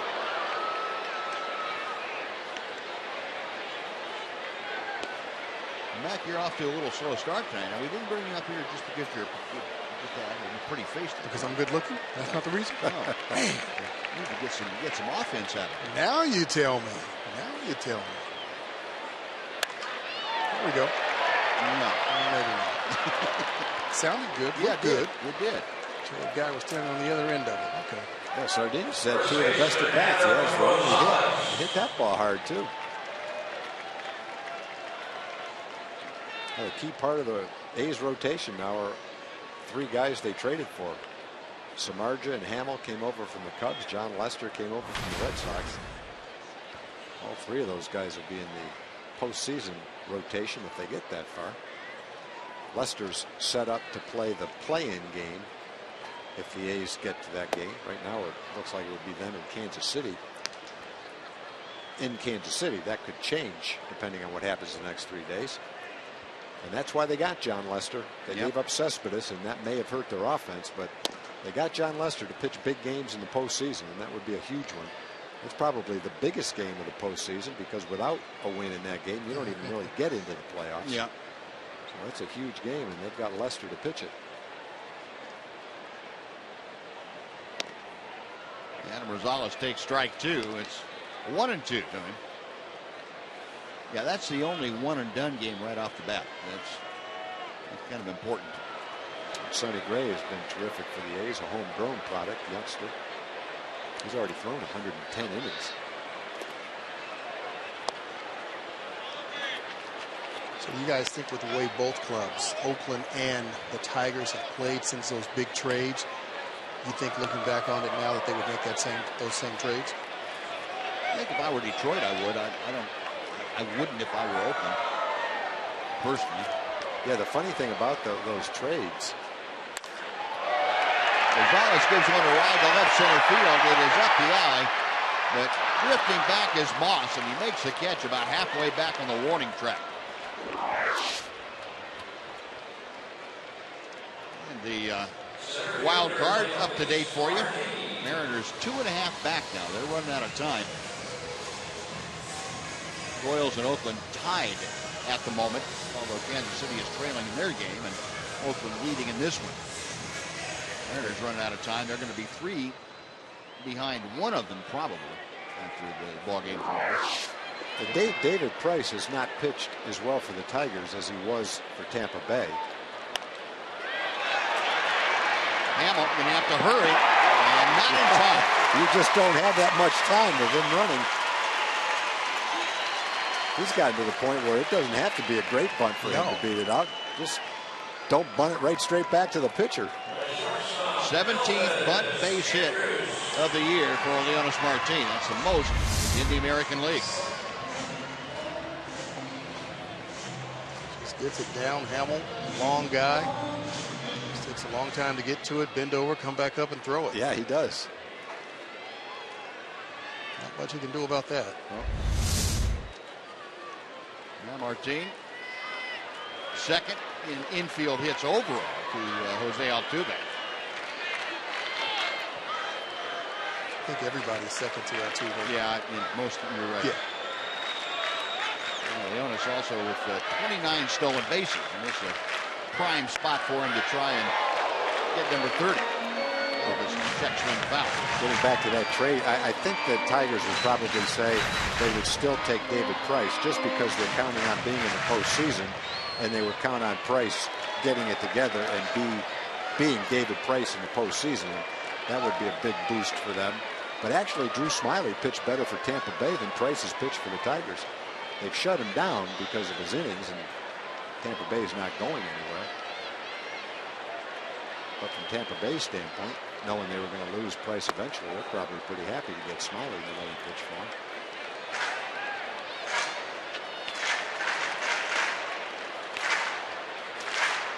have to expect Leonis has got to go here the next pitch or two. Typically, when you lay down a bunt for a base hit with 2 outs, you want to get in the scoring position as quickly as you possibly can. Exactly. You don't want to get on and stay there. 1 ball, 1 strike. Hamill checks him.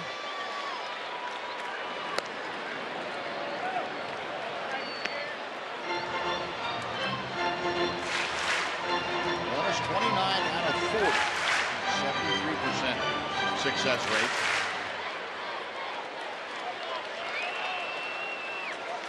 Inching off the bag at first. Andrus waiting.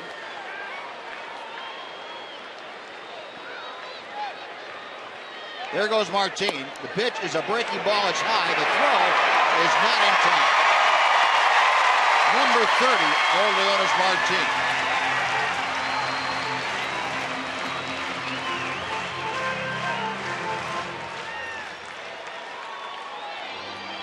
Now, that's what he's supposed to do. Get in scoring position as quickly as he possibly can. Gets a great jump. No chance of getting him. He slides over it, but he hangs on to that bag.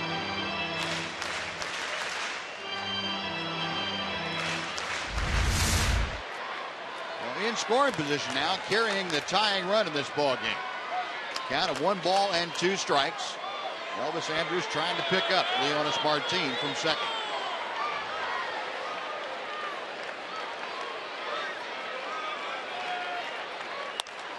Little looper to left field. Coming on in a hurry is Moss. It's down in front of him. Here comes Martin. He slides in safely. And into second goes Elvis Andrus. The Rangers have come back to tie it up at 1 apiece. Moss didn't really throw what you would call a strong throw home, but he threw an accurate throw home. He dropped it right on top of home plate. And Martin needed every bit of his speed and a good slide to beat that play. It was close play. And Elvis's soft single to left ties the ball game. Breaking ball hit it right off the end of the bat. And watch Moss's throw. He made it a lot closer than I thought it was. Me too. It's a high fly, but it's an accurate high fly right on the plate.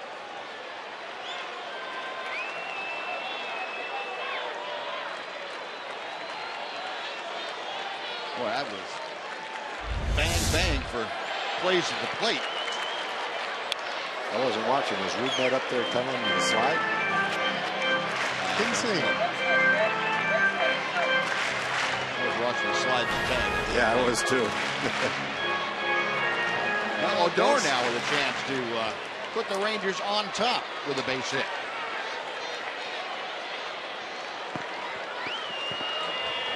Odor, the Rangers' leading RBI man since the All-Star break. 1-1 the count. Got 4 home runs and 20 RBI in the last 26 games. 12 of those RBI in September.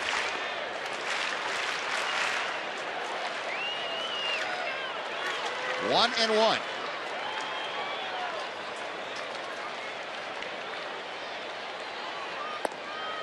Now 1-2. Able to drop that hook in, and he's got Rudnett where he wants it.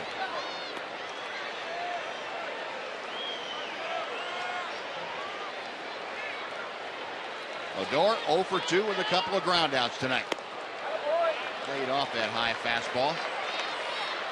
2-2 now.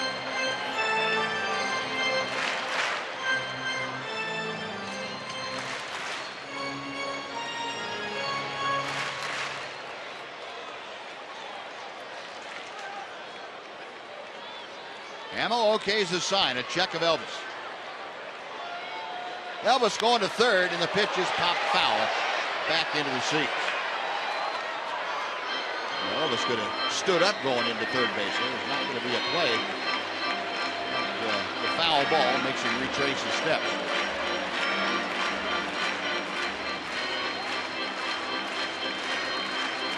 Odor with 47 RBI this year. That's the second most by a Ranger rookie.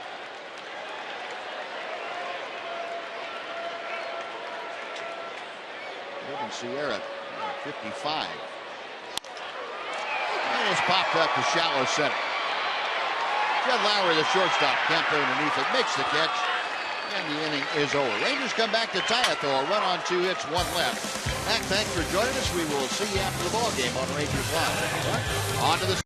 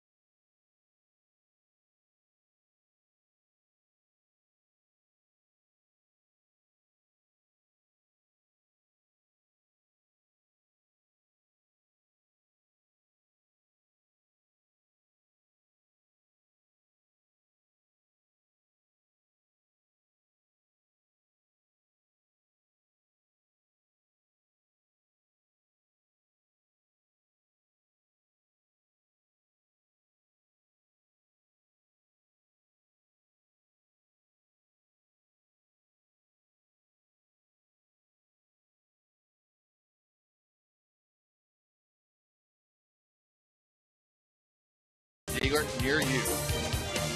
Our four-game summary tonight. A very well-pitched, well-played ball game. Oakland a run on 6 hits against Colby Lewis. And Rangers a run on 3 hits against Jason Hamill. Colby with 4 walks, 5 strikeouts in his 6 innings of work. Leonis Martin, a single, stolen base, and scored the only Ranger run of the night on Elvis Andrus. 2-out RBI single. Top of the Oakland order here in the 7th to face Colby. Coco Crisp has been aboard all 3 times tonight. He has walked and singled a couple of times. Colby's at 95 pitches. Bullpen is getting loose, lefty and a righty out there. And Tim Bogart will kind of play it batter by batter and see how Colby's feeling, see how he's looking, see what the situation is. Hoping he can get through the 7th inning. 1-0 pitch to Crisp. That is just off the outside corner. 2 balls, no strikes. Michael Kirkman and Sean Thomason. Kirkman, of course, the left-hander. 2-0 pitch right down through there. 2-1 to Crisp. Crisp has battled some neck problems of late. Missed 5 ball games with that stiff neck. Pulls one foul down the line at first and back into the seats.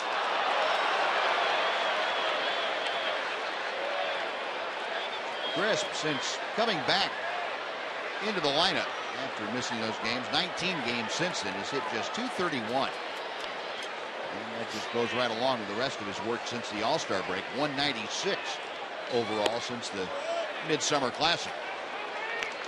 Colby missing outside, though, has run the count full.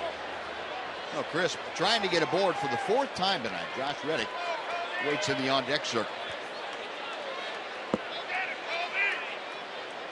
Payoff pitch. Ball 4. 5th walk of the night for Colby Lewis. An unusual night for Colby. Yeah, another leadoff walk. 3rd one in 4 innings.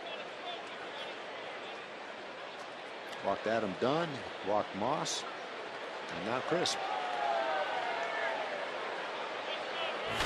Now Josh Reddick 0 for 3 tonight. A strikeout, a fly ball to right, and a foul out to Adrian Beltre.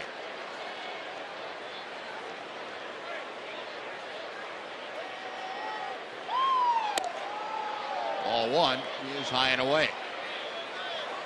That was pitch number 101 for Colby Lewis.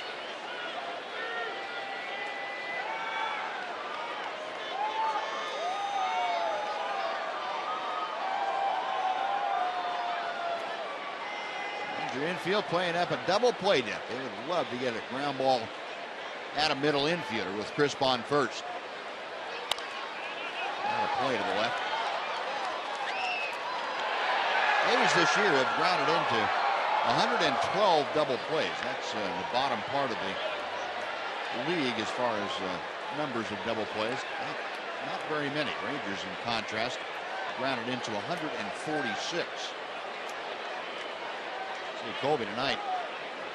5 walks this evening. In his last 7 games, he had only totaled 4 walks. He is completely out of character compared to what Colby has been doing lately.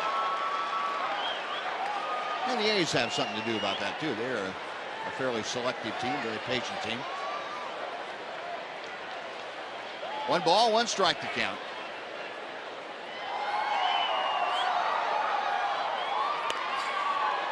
Really trying to bunt, and he bunts it foul.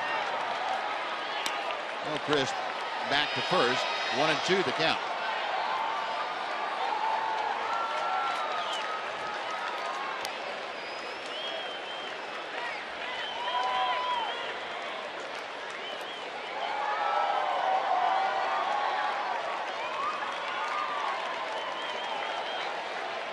Colby back up on top the hill.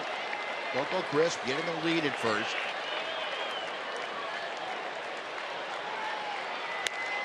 And Reddick lofts a fly ball to right. Smolinski started back and realized that it wasn't hit all that well and comes in to make the catch. That is out number 1. A's haven't hit a lot of balls hard tonight. Colby's done a good job of mixing in off-speed pitches to set up his fastball, and he's gotten the fastball in on the fist a number of times, including that one to Reddick. Big swing, the right trajectory, just didn't hit it on the part of the bat that would let the ball jump that far. Well, here's Josh Donaldson, who's 1 for 2. He was intentionally walked last time. He also struck out and had an infield single. Donaldson, a .252 hitter. And Colby deals strike 1 with a slider.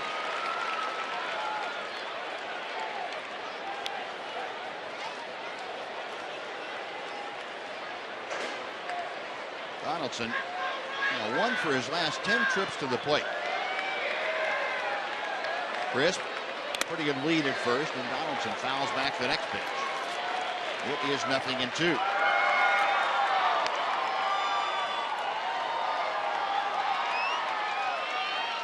You almost feel out of respect to Colby and the season he's had and how hard he's worked to get back. Tim's going to give him a few extra pitches today in his last start, probably. Yep. Doesn't have to worry about resting up for his next start. Probably a little longer leash in this one.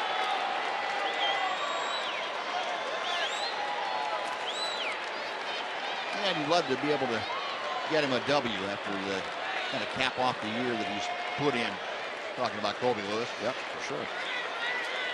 Set for the 0-2. Call strike 3. Got him thinking something away. Came back in again and got him. Got him looking. Second time Donaldson has had an issue with a called 3rd strike. Maybe that's Bill Welke, the home plate umpire, know about it on his way back.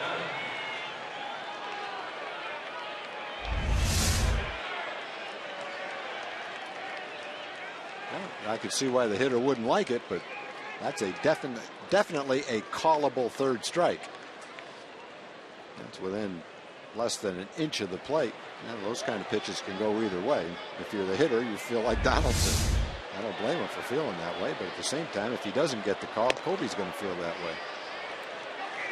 I'd rather have Colby feeling good than Donaldson any day. So there. If you had your druthers. Yeah, if I had my brother. Nothing against Josh, but Colby's our guy. Yes, he is. 1-0 the count to Adam Dunn, who is 0 for 2. And Colby takes something off and gets it over for a strike. Crowd enjoying a delightful evening here at Globe Life Park in Arlington. A 1-1 ball game. A's with 6 hits tonight. The Rangers with 3.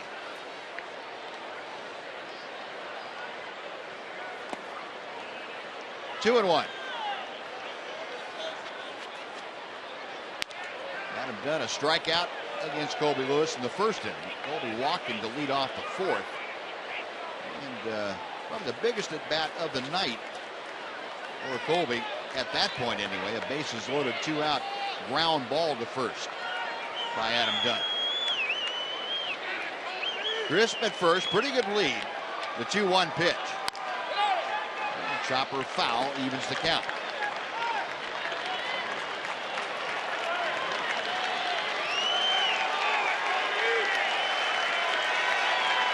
Well, there's been games against the A's where Crisp couldn't wait to take off at first base. He must not be 100% right now. Maybe after getting thrown out in the third inning, he doesn't want to try again. He got discouraged.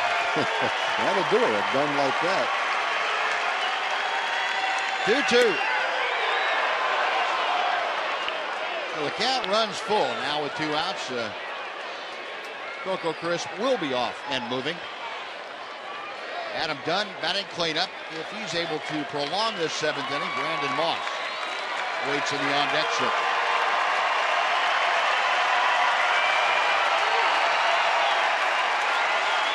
Colby leaning in for the sign. Has one.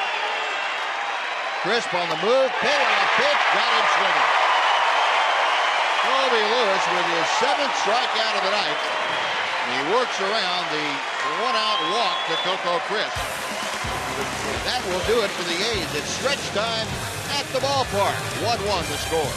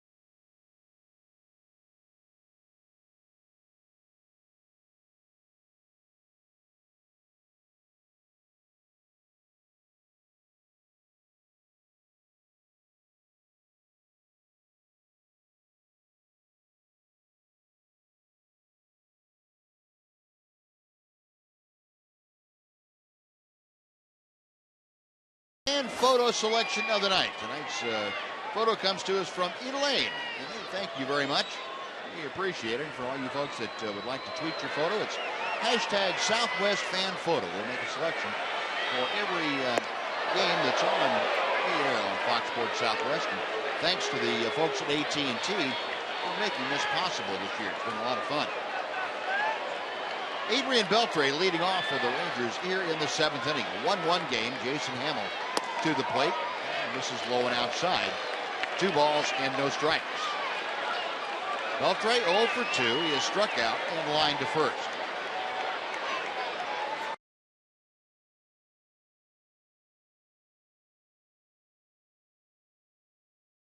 The 2-0. 2-1.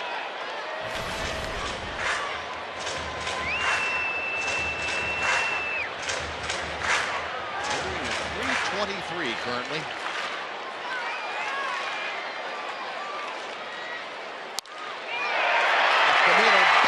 to center field. Beltre. A solid single will lead off the Rangers 7th. The Rangers have had hits 3 of their last 4 batters. Martin and Andrews to create the run of the 6th. And now Beltre leading off the 7th with a base hit. Yeah, pretty good pitch down at the bottom of the strike zone. A pretty good pitch to someone else, though. Not necessarily a good pitch to keep Adrian from driving it back up the middle. Well, the Rangers trying to get a run, see if they can't get a run, make it hold, and get Kobe Lewis a win tonight. Kobe came into the game 10-14. That'd be a nice way to end the season, but a great outing and a win number 11. They're making the top winner on the Ranger staff. He and Yu Darvish right now, the only 2 with 10 of them. That's Smolinski runs one to left field for a base hit. Well, the first 2 aboard for the Rangers here in the 7th. 2 on, nobody out. Ryan Rua is coming up. That's 4 hits in the last 5 batters for the Rangers. Drake's first hit of the night. Fastball inside part of the plate. Jake had to muscle that ball out there. Got in on him just a little bit. Strong kid. He does muscle it out there for a base hit. Well, Bob Melvin is coming out to the mound, and he's got the hook with him. He's going to take Jason Hamill back to the dugout as Hamill asked for the ball and not really pleased about the situation there, but the call to the bullpen has been made. So Hamill's night is finished after 6 innings plus 2 hitters here in the 7th. He leaves with 2 on and nobody out. We'll take a timeout for this pitching break. We'll be back to Globe Life Park right after this on Fox Sports Southwest.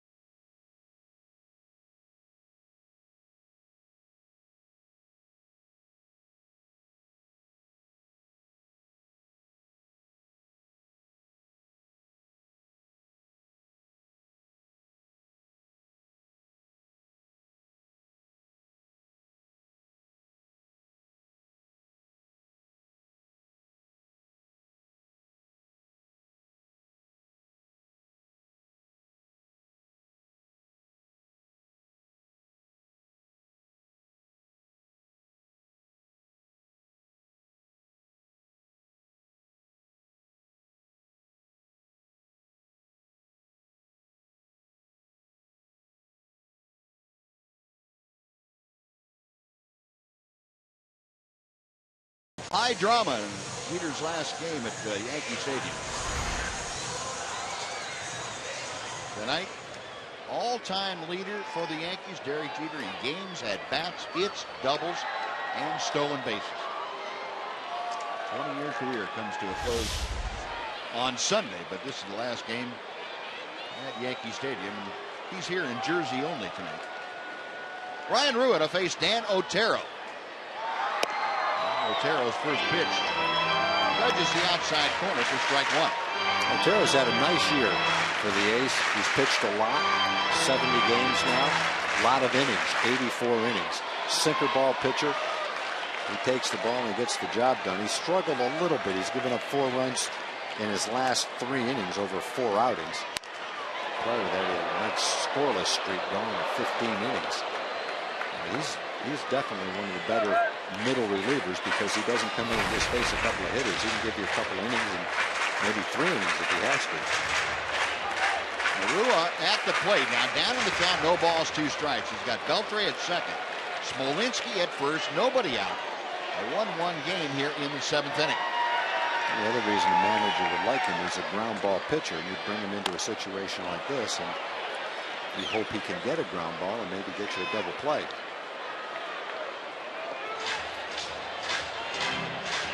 Rua battling Otero.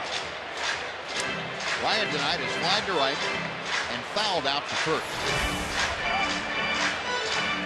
Jason Hamill went 6 innings plus 2 hitters here in the 7th. 5 hits, no walks, 5 strikeouts. Average for Rangers with runners in scoring position.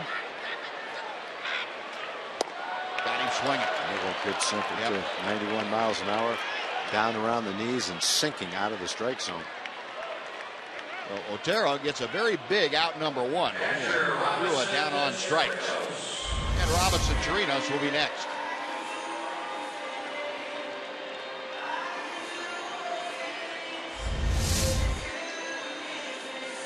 Chirinos has faced Otero 1 other time in regular season play, and he's 0 for 1.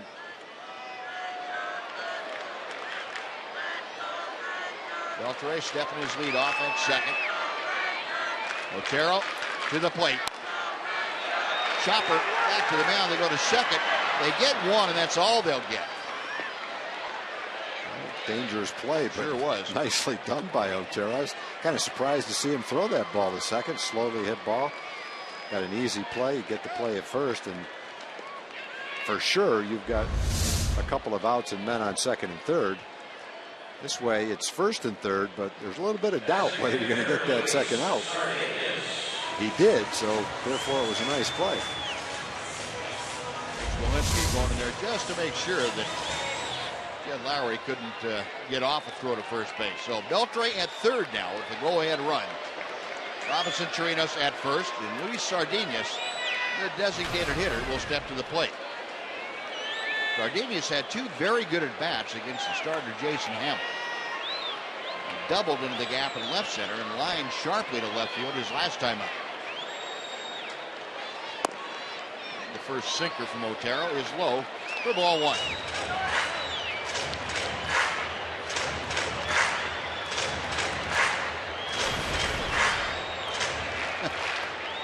Just got the word on Derry Jeter.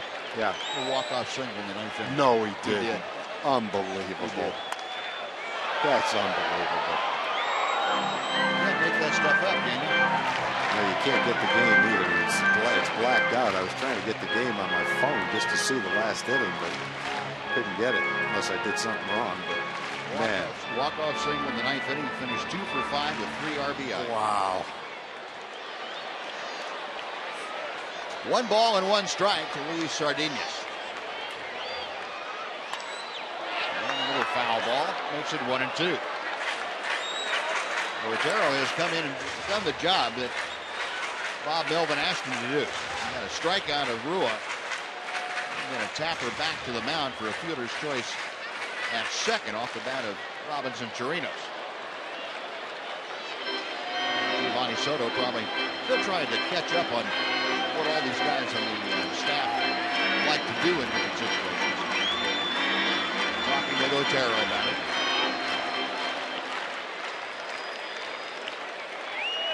Luis getting set to get back in that batter's box, go to work. The 1-2 pitch. And another foul ball. They got a play. Oh, he did. Guy with a beer in his hand. Didn't spill a drop either. Well.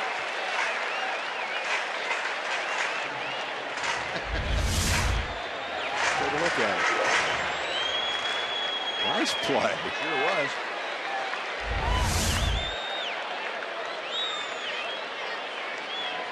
Another 1-2. And another foul ball. Fernando Abad, the left-handed, loosening in that Oakland bullpen.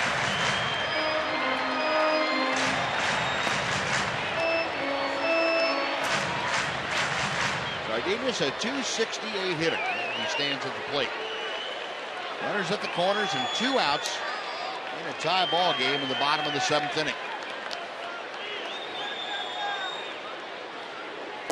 Got him swinging. Through the breaking ball, Otero gets a couple of strikeouts. Rangers get back-to-back hits to open the inning, but strand 2. We're going to the 8th. Rangers 1, A's 1.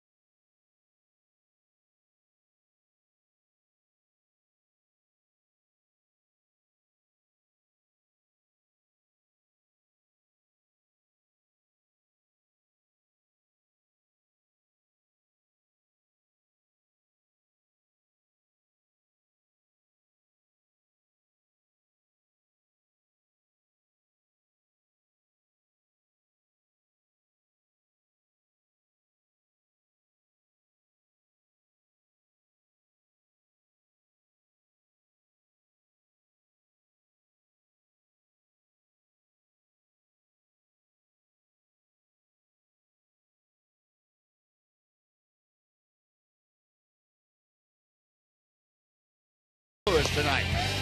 7 strikeouts. Colby had a very good breaking ball, slider, and curveball combination.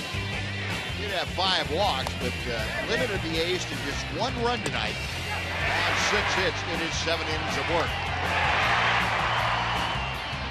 Colby Lewis, 7 full innings in his finale for 2014. And now Michael Kirkman comes out of the Ranger bullpen. Well, Michael comes out to face Brandon Moss, but Brandon Moss won't hit. Johnny Gomes is going to hit for Brandon Moss. Stephen Vogt is on deck. He's still in the on-deck circle. He's a left-hand hitter.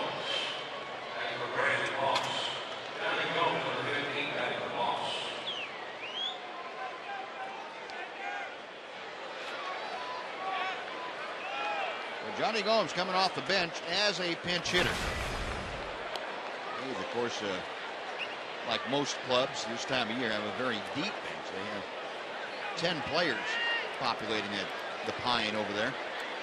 And Gomes has been a dangerous pinch hitter. He's had 5 pinch hits and a couple of home runs.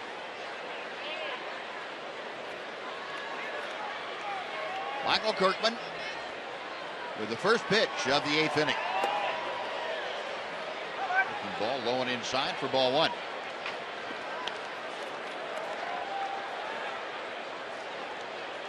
Gomes part of that deal with Boston that brought over John Lester in exchange for Yoenis Cespedes.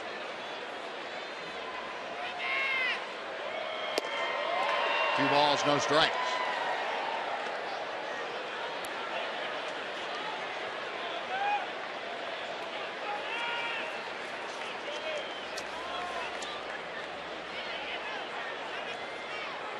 Kirkman okays the sign. The left-hander ready for the 2-0. 3 balls, no strikes. And Gomes bidding to get aboard to start this 8th inning. He will be followed by Stephen Vogt. Stephen Vogt still in the on-deck circle.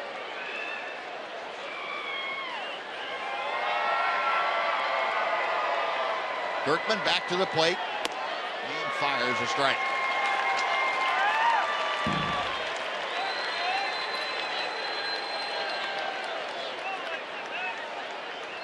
Gomes, the league leader in pinch hit walks. Tied for the league lead in pinch hit RBI this year. Off the end of the bat and out toward Elvis. One gone. A good job by Michael Kirkman to come back from a 3-0 count to get the ground out and get that leadoff man in the 8th inning. And let's check in with Jim Knox. Jim? All right, Buzz, real quick time for the progressive fan of the game. How about the progressive family of the game? The Herbert's family comes all the way in from Fort Worth. They got 3 girls, 2 boys, and Mom, how's it been so far? Their very first time at the game? Very first Ranger game as a family, and they've been great. The weather's been beautiful, and it's been a great game. They age difference is what? 1 to what? 1 to 11. 1 to 11. All right, Dad's got his hands full. Of course, Mom always does. Congratulations. Here's the shirt. Progressive fan of the game. Anything you guys like to say? What do you say, guys? Buzz. What Very a family. good, Knoxley. Now that's a real family That's outing. a beautiful family. And a chopper out to the right side on 3 hops. Odor handles it. Vogt is retired. 2 up, 2 away. Next will be Jed Lowry. So Michael Kirkman getting the job done, and Tim Bogart coming out to the mound, and apparently that's going to be it. Got a right-hander in the bullpen, and Tim Bogart wants the right-hander to come in to face Jed Lowry. So Michael Kirkman gets the 2 people he is assigned to face. Gets Gomes, the pinch hitter, and then Vogt, both on groundouts. He retires both of them, and he is retired for the evening. Another pitching change underway, and we'll take another timeout. We're back after this on Fox Sports Southwest.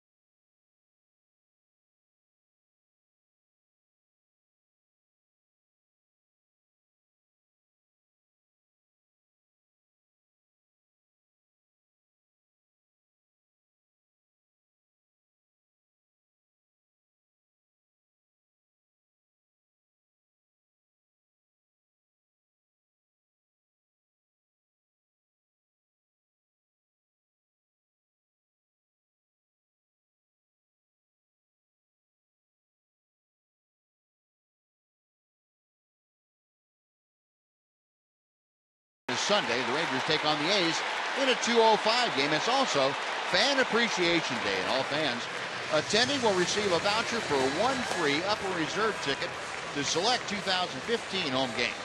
Visit TexasRangers.com to get tickets for Sunday, September 28th. Rangers, thank you for your support all season long.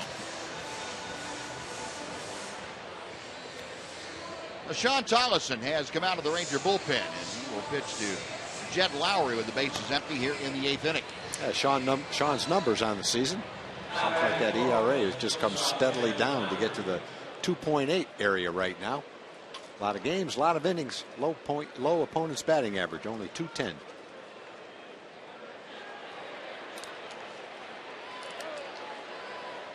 Well, Tollison has faced Lowry 4 other times, and Lowry has had a base hit against him. 1 for 3 tonight for Jed Lowry. And a single came his last time up in the 6th inning. Tollison missing high and tight for ball 1.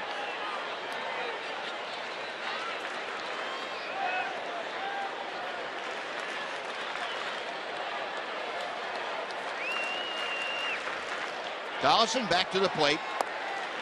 Good changeup. Well, that has really become a weapon for Sean Tolliver. Yeah, it's not just a work in progress. That's a good changeup he's featuring, boy. Sean, the Allen, Texas native, and out of Baylor University. There's that cut fastball that he has coupled with that changeup to make a pretty devastating duo.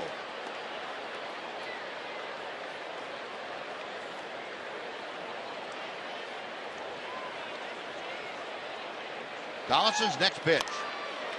Foul back, and the count evens.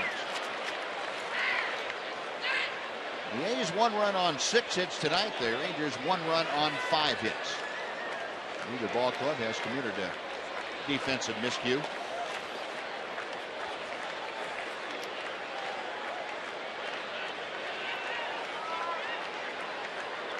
Collison ready. Left center field. Moving to his left a bit. Ryan Ruoff there to make the catch.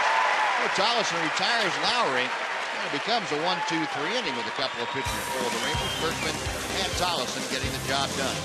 Bottom of the 8th coming up. Rosales to lead off in a 1-1 game.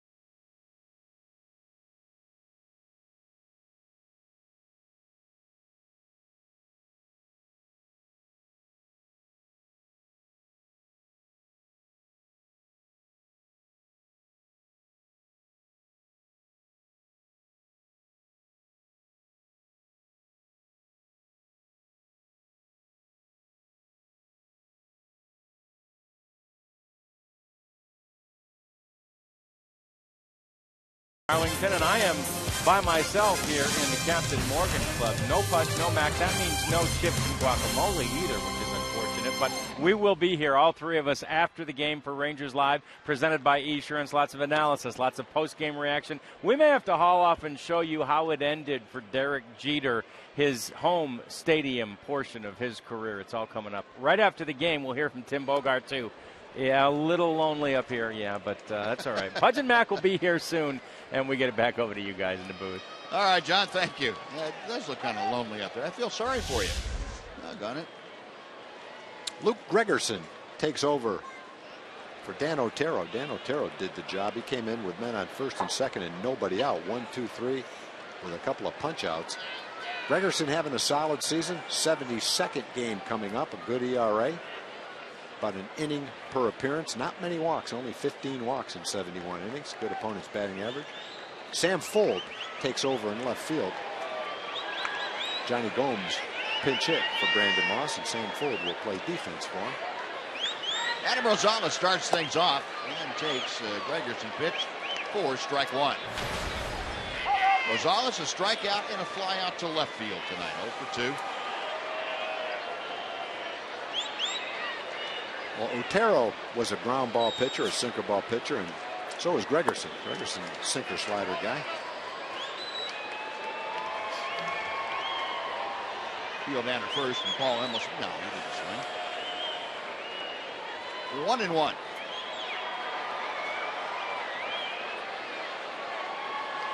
Rosales has faced Gregerson a couple of times previously. That's that pitch low.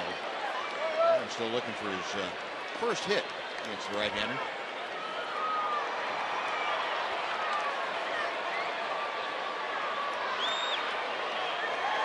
Ferguson back behind the mound, rubbing up a baseball. Now up on top, he works from the extreme first base side of the pitching run. The 2-1 pitch.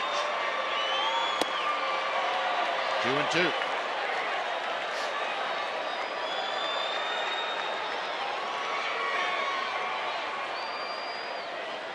Just barely getting the toe of that shoe on the pitching rubber. He was as far over there as you can possibly get.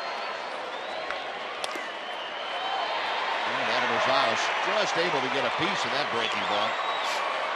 Still 2 balls, 2 strikes. There's a lot of guys that work from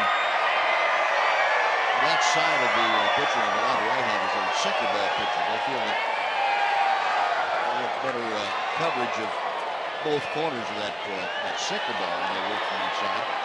Whereas a lot of guys that throw primary fastball and slider work from the other side, trying to set up a better angle against right-handed hitters. Hard hit and right out to Lowry at short. 1 gone. Rosales grounds out, now back to the top of the Ranger order. And Leonis Martin. Martin got things started for the Rangers in their run scoring inning. That was back in the 6th. And a 2-out bunt single, stole second. And Elvis Andrus brought him home with a base hit. And that has been the sum total of the Ranger offense.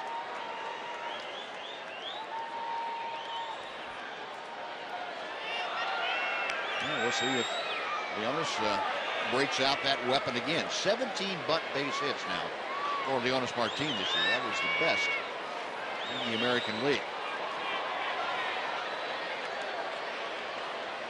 Luke Gregerson to the line. And a chopper on 2 hops.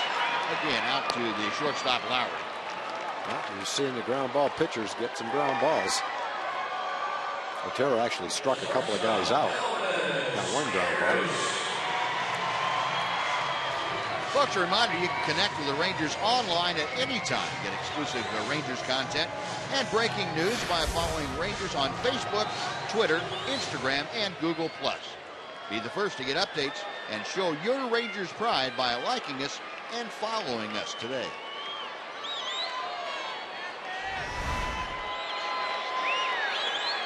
A pair of ground balls to Jed Lowry at short. 2 outs.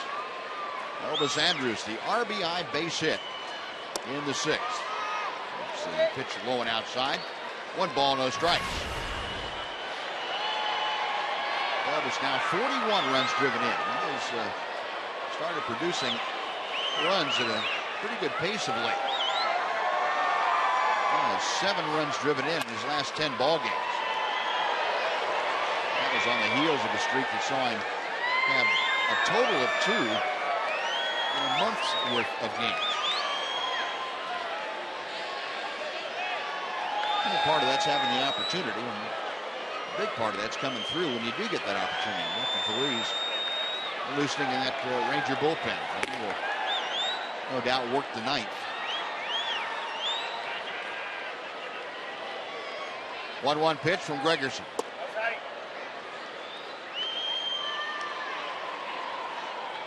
Josh Donaldson charging down the line from 3rd. He was ready. Yeah, he just kept coming. He wasn't going to let Elvis know how far back he was when he started.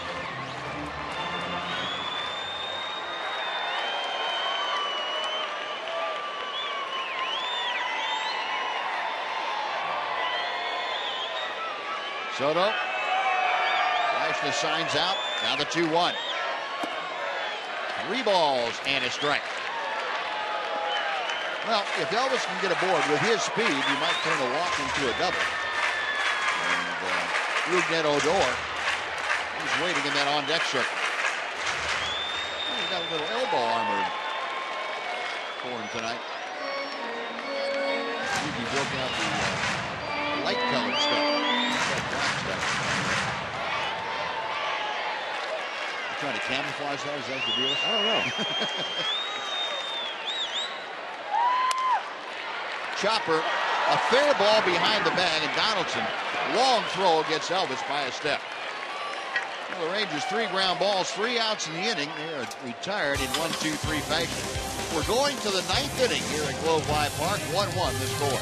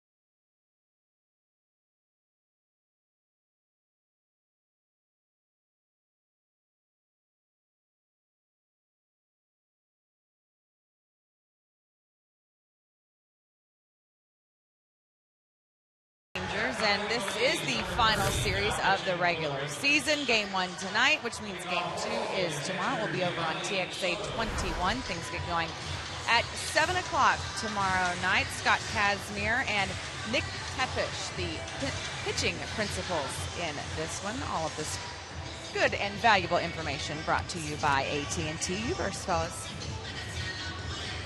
All right, Eb, thank you. Well, we get to the 9th inning. Neftali Feliz has indeed emerged from the Ranger bullpen to handle the 9th inning. Yeah, he has definitely emerged. He's emerged right back to what he used to be. That's a guy coming in and throwing mid-90s fastballs with excellent command of it. His slider's been good. We've been pretty impressed with Neffy the last 4 or 5 times out. And he's done an excellent job in save opportunities as well. Looking to get. This is not a save opportunity tonight. This is one where you come in, try to hold the other team, your team score and get a win. Murphy's had 12 saves, and he's only had 1 blown save. That was in Cleveland when David Murphy hit the home run against him. But recently he's been throwing the ball very, very well. Well, a guy that used to catch Neftali Feliz quite a bit, Giovanni Soto, will lead things off. Soto 1 for 2. A double, a ground out. And he drove in the only A's run of the night with a safety squeeze bunt back in the 6th inning. Giovanni, a .222 average. Now 11 RBI for the year. And he takes a knee-high strike.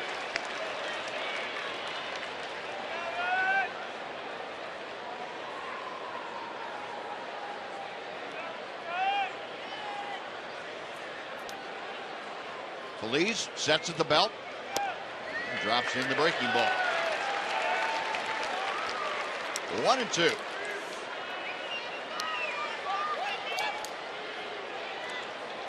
Neftali had back-to-back saves on Sunday in Anaheim and Monday here, and he fly ball to left field. Moving back, Ryan Rua giving way to Leonis Martin about midway back on the warning track.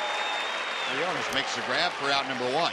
The best he's thrown was the save on Sunday. That's the day he threw that 97-mile-an-hour sinking fastball for a strikeout. Most of his pitches were 97. Several of them were 95. The slider was hard and sharp and well located. Next save was a solid one, but not quite with that kind of stuff. And so far today, not quite the same zip on his fastball, not the same sharp break to his slider. That slider kind of slurved up there, and Soto almost put it in the bullpen. Now, one out. Here is Eric Sogard. A little loop around into shallow center. Long run in for Leonis Martin, but he got a great jump on it. Leonis pretty good closing speed, able to get there in time. 2 out. And the one thing I guess you can say about Neffy is he's had several outings recently where he looked just like the old Neffy with his velocity. But even on the days where he hasn't had the velocity, he's still figured out a way to get his saves and get the outs. And today his fastball is 91, 92-ish, but 2 up, 2 down. That's basically the name of the game. 5 pitches, 2 outs. Yeah. Yeah, if you look at it like golf, there's no how on the scorecard. Right. If you just take the results, that's fine. Yeah. Doesn't matter how. You'd love to see him throw 97 every time out, but if it's not going to happen and you can get him out throwing 91, that's okay too. Top of the order now, and Coco Crisp takes outside for ball 1. Sean Doolittle, left-handed closer for the A's, loosening in their bullpen. Well, last time we saw Sean Doolittle, he was watching J.P. Arancibio's ball go about 450 feet. That was on that Wednesday night in Oakland, or Tuesday night, I should say, in Oakland. No, it was Wednesday night. It was Tuesday, Wednesday, Thursday. And Doolittle, if he comes into the ball game, will face Odor, Beltre, and Smolinski. Yeah, he may just be warming up in case they score. Odor had that great at bat against him too. The high fastball hitting the left center field. That tied the game. Yeah. Now 3 balls and no strikes to count to Coco Crisp, who already has drawn 2 walks tonight. He has been on base all 4 times, 2 singles, 2 walks, as he awaits the 3-0 pitch. And that's inside, ball 4. Make that 5 straight times on base. I mentioned that Crisp has walked more this year than any season in his career. 65 times now. And Neffy's velocity today is way down from what we've seen. It's 90 miles an hour the last few fastballs.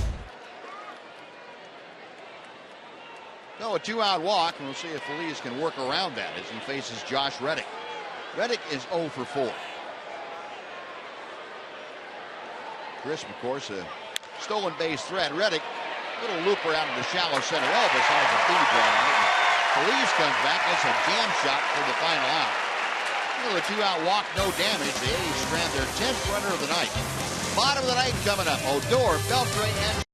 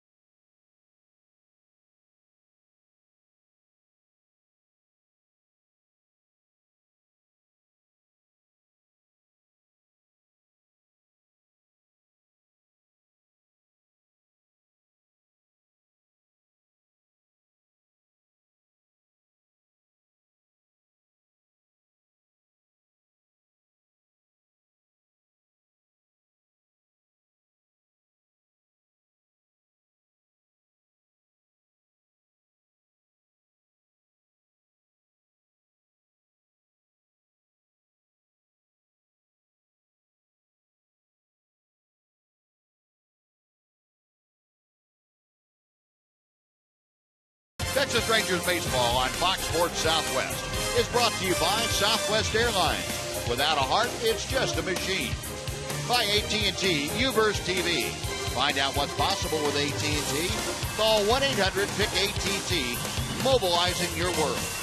And by your Texas Ford dealer. The Ford Summer Spectacular Sales Event now playing at a Ford dealer near you. A crowd of 33,696 on hand here tonight. Great crowd for a Thursday night. And Rougned Odor leading off against Luke Gregerson here in the bottom of the ninth inning. A 1-1 ball game. Gregerson misses outside and low for ball one. Odor 0 for 3 tonight, has grounded out twice and popped out. Pop out came in the sixth inning.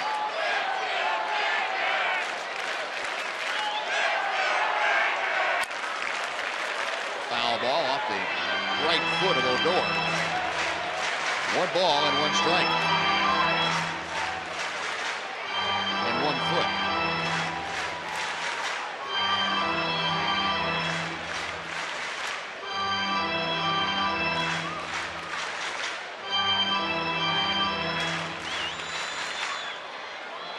Odor has not faced Gregerson before, at least not in a regular season game.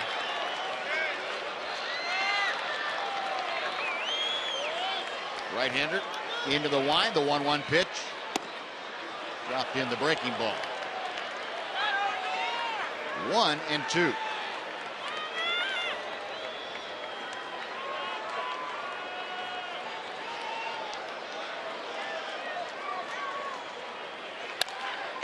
Right back to Gregerson. Snares it on his glove hand side, and that is out number 1.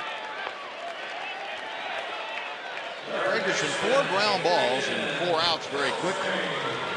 Now he will face Adrian Beltre. Well, he's got a good sinker. When he keeps it down, he's going to get a lot of ground balls.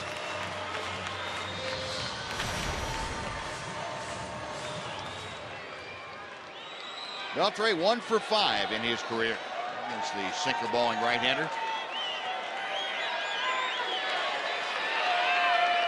Oakland, you showed he's had pretty good success against Oakland over the years. He's just below 300 since 2011 when he joined the Rangers. It's fouled straight down.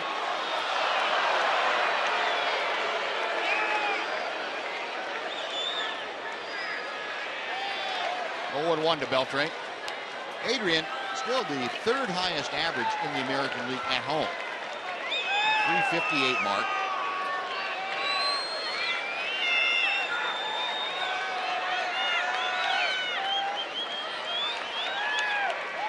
One out, bases empty. A 1-1 ball game here in the bottom of the ninth. Beltre, a drive to right field. Back of the wall is Reddick. He leads goodbye. Adrian Beltre, a walk-off opposite field home run, and the Rangers win it 2-1. A mob at home plate. They are jumping all over the 35-year-old Adrian Beltre. Well, Gregerson got 4 ground balls until he got to Adrian. And that one didn't come down as a ground ball until it hit the front row of the bleachers in right field. Adrian's getting worked over pretty good.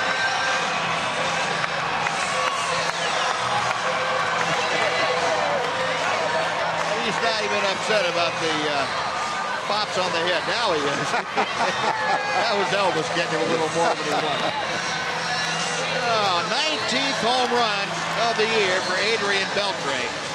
And the Rangers have made it 7 in a row here at Globe Life Park in Arlington. Adrian Beltre, the latest, with a walk-off blast to right field. How about that? Rangers now have won for the 9th time in 16 games against the Athletics. Just their 2nd win in 7 games in this ballpark against the A's. And what a way to get it done here tonight. And let's go down to Emily Jones, who's standing by with tonight's hero. Adrian, what was that one like? So I'm sorry? What was that one like? It felt nice. It felt nice. I haven't hit home run in a while. I was just trying to get a good pitch to swing. I obviously he threw a slider, he hung it. I was able to put a good spin on it. They missed him. The veteran, you can't get him. That's right. That's funny. No, we're not done. Done. Okay, well, they didn't manage to get your jersey off, and they couldn't get you with the Gatorade. I'm too quick for them. Yeah, I guess so. Adrian, just talk about this team, the way you guys have played the last couple of weeks, and how nice it is. It's been fun. I think he doesn't need a towel, John. He didn't get wet. We as a group, I think we're playing really well lately, and those young guys are playing really well. That's what we want to do. I think those guys.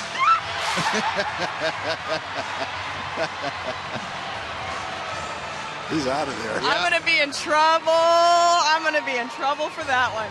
I think that's Back to you guys. Thank you. Good move on your part, Em, by not getting wet. That was good. That was good. Finally got it. Oh, man. One veteran move, and that was precipitated by this veteran move. Well, he didn't throw him the sinker. He'd been getting a lot of ground balls with his sinker, but he hung the slider. And that was a bad pitch to throw to that guy in that situation. Hung the slider, and he took him deep. Adrian Beltre and the Rangers walk it off against Oakland here tonight. 2-1 the final. John Radigan, Mark McLemore, and Pudge Rodriguez will come back to wrap things up. We're very happy with Oakland Park.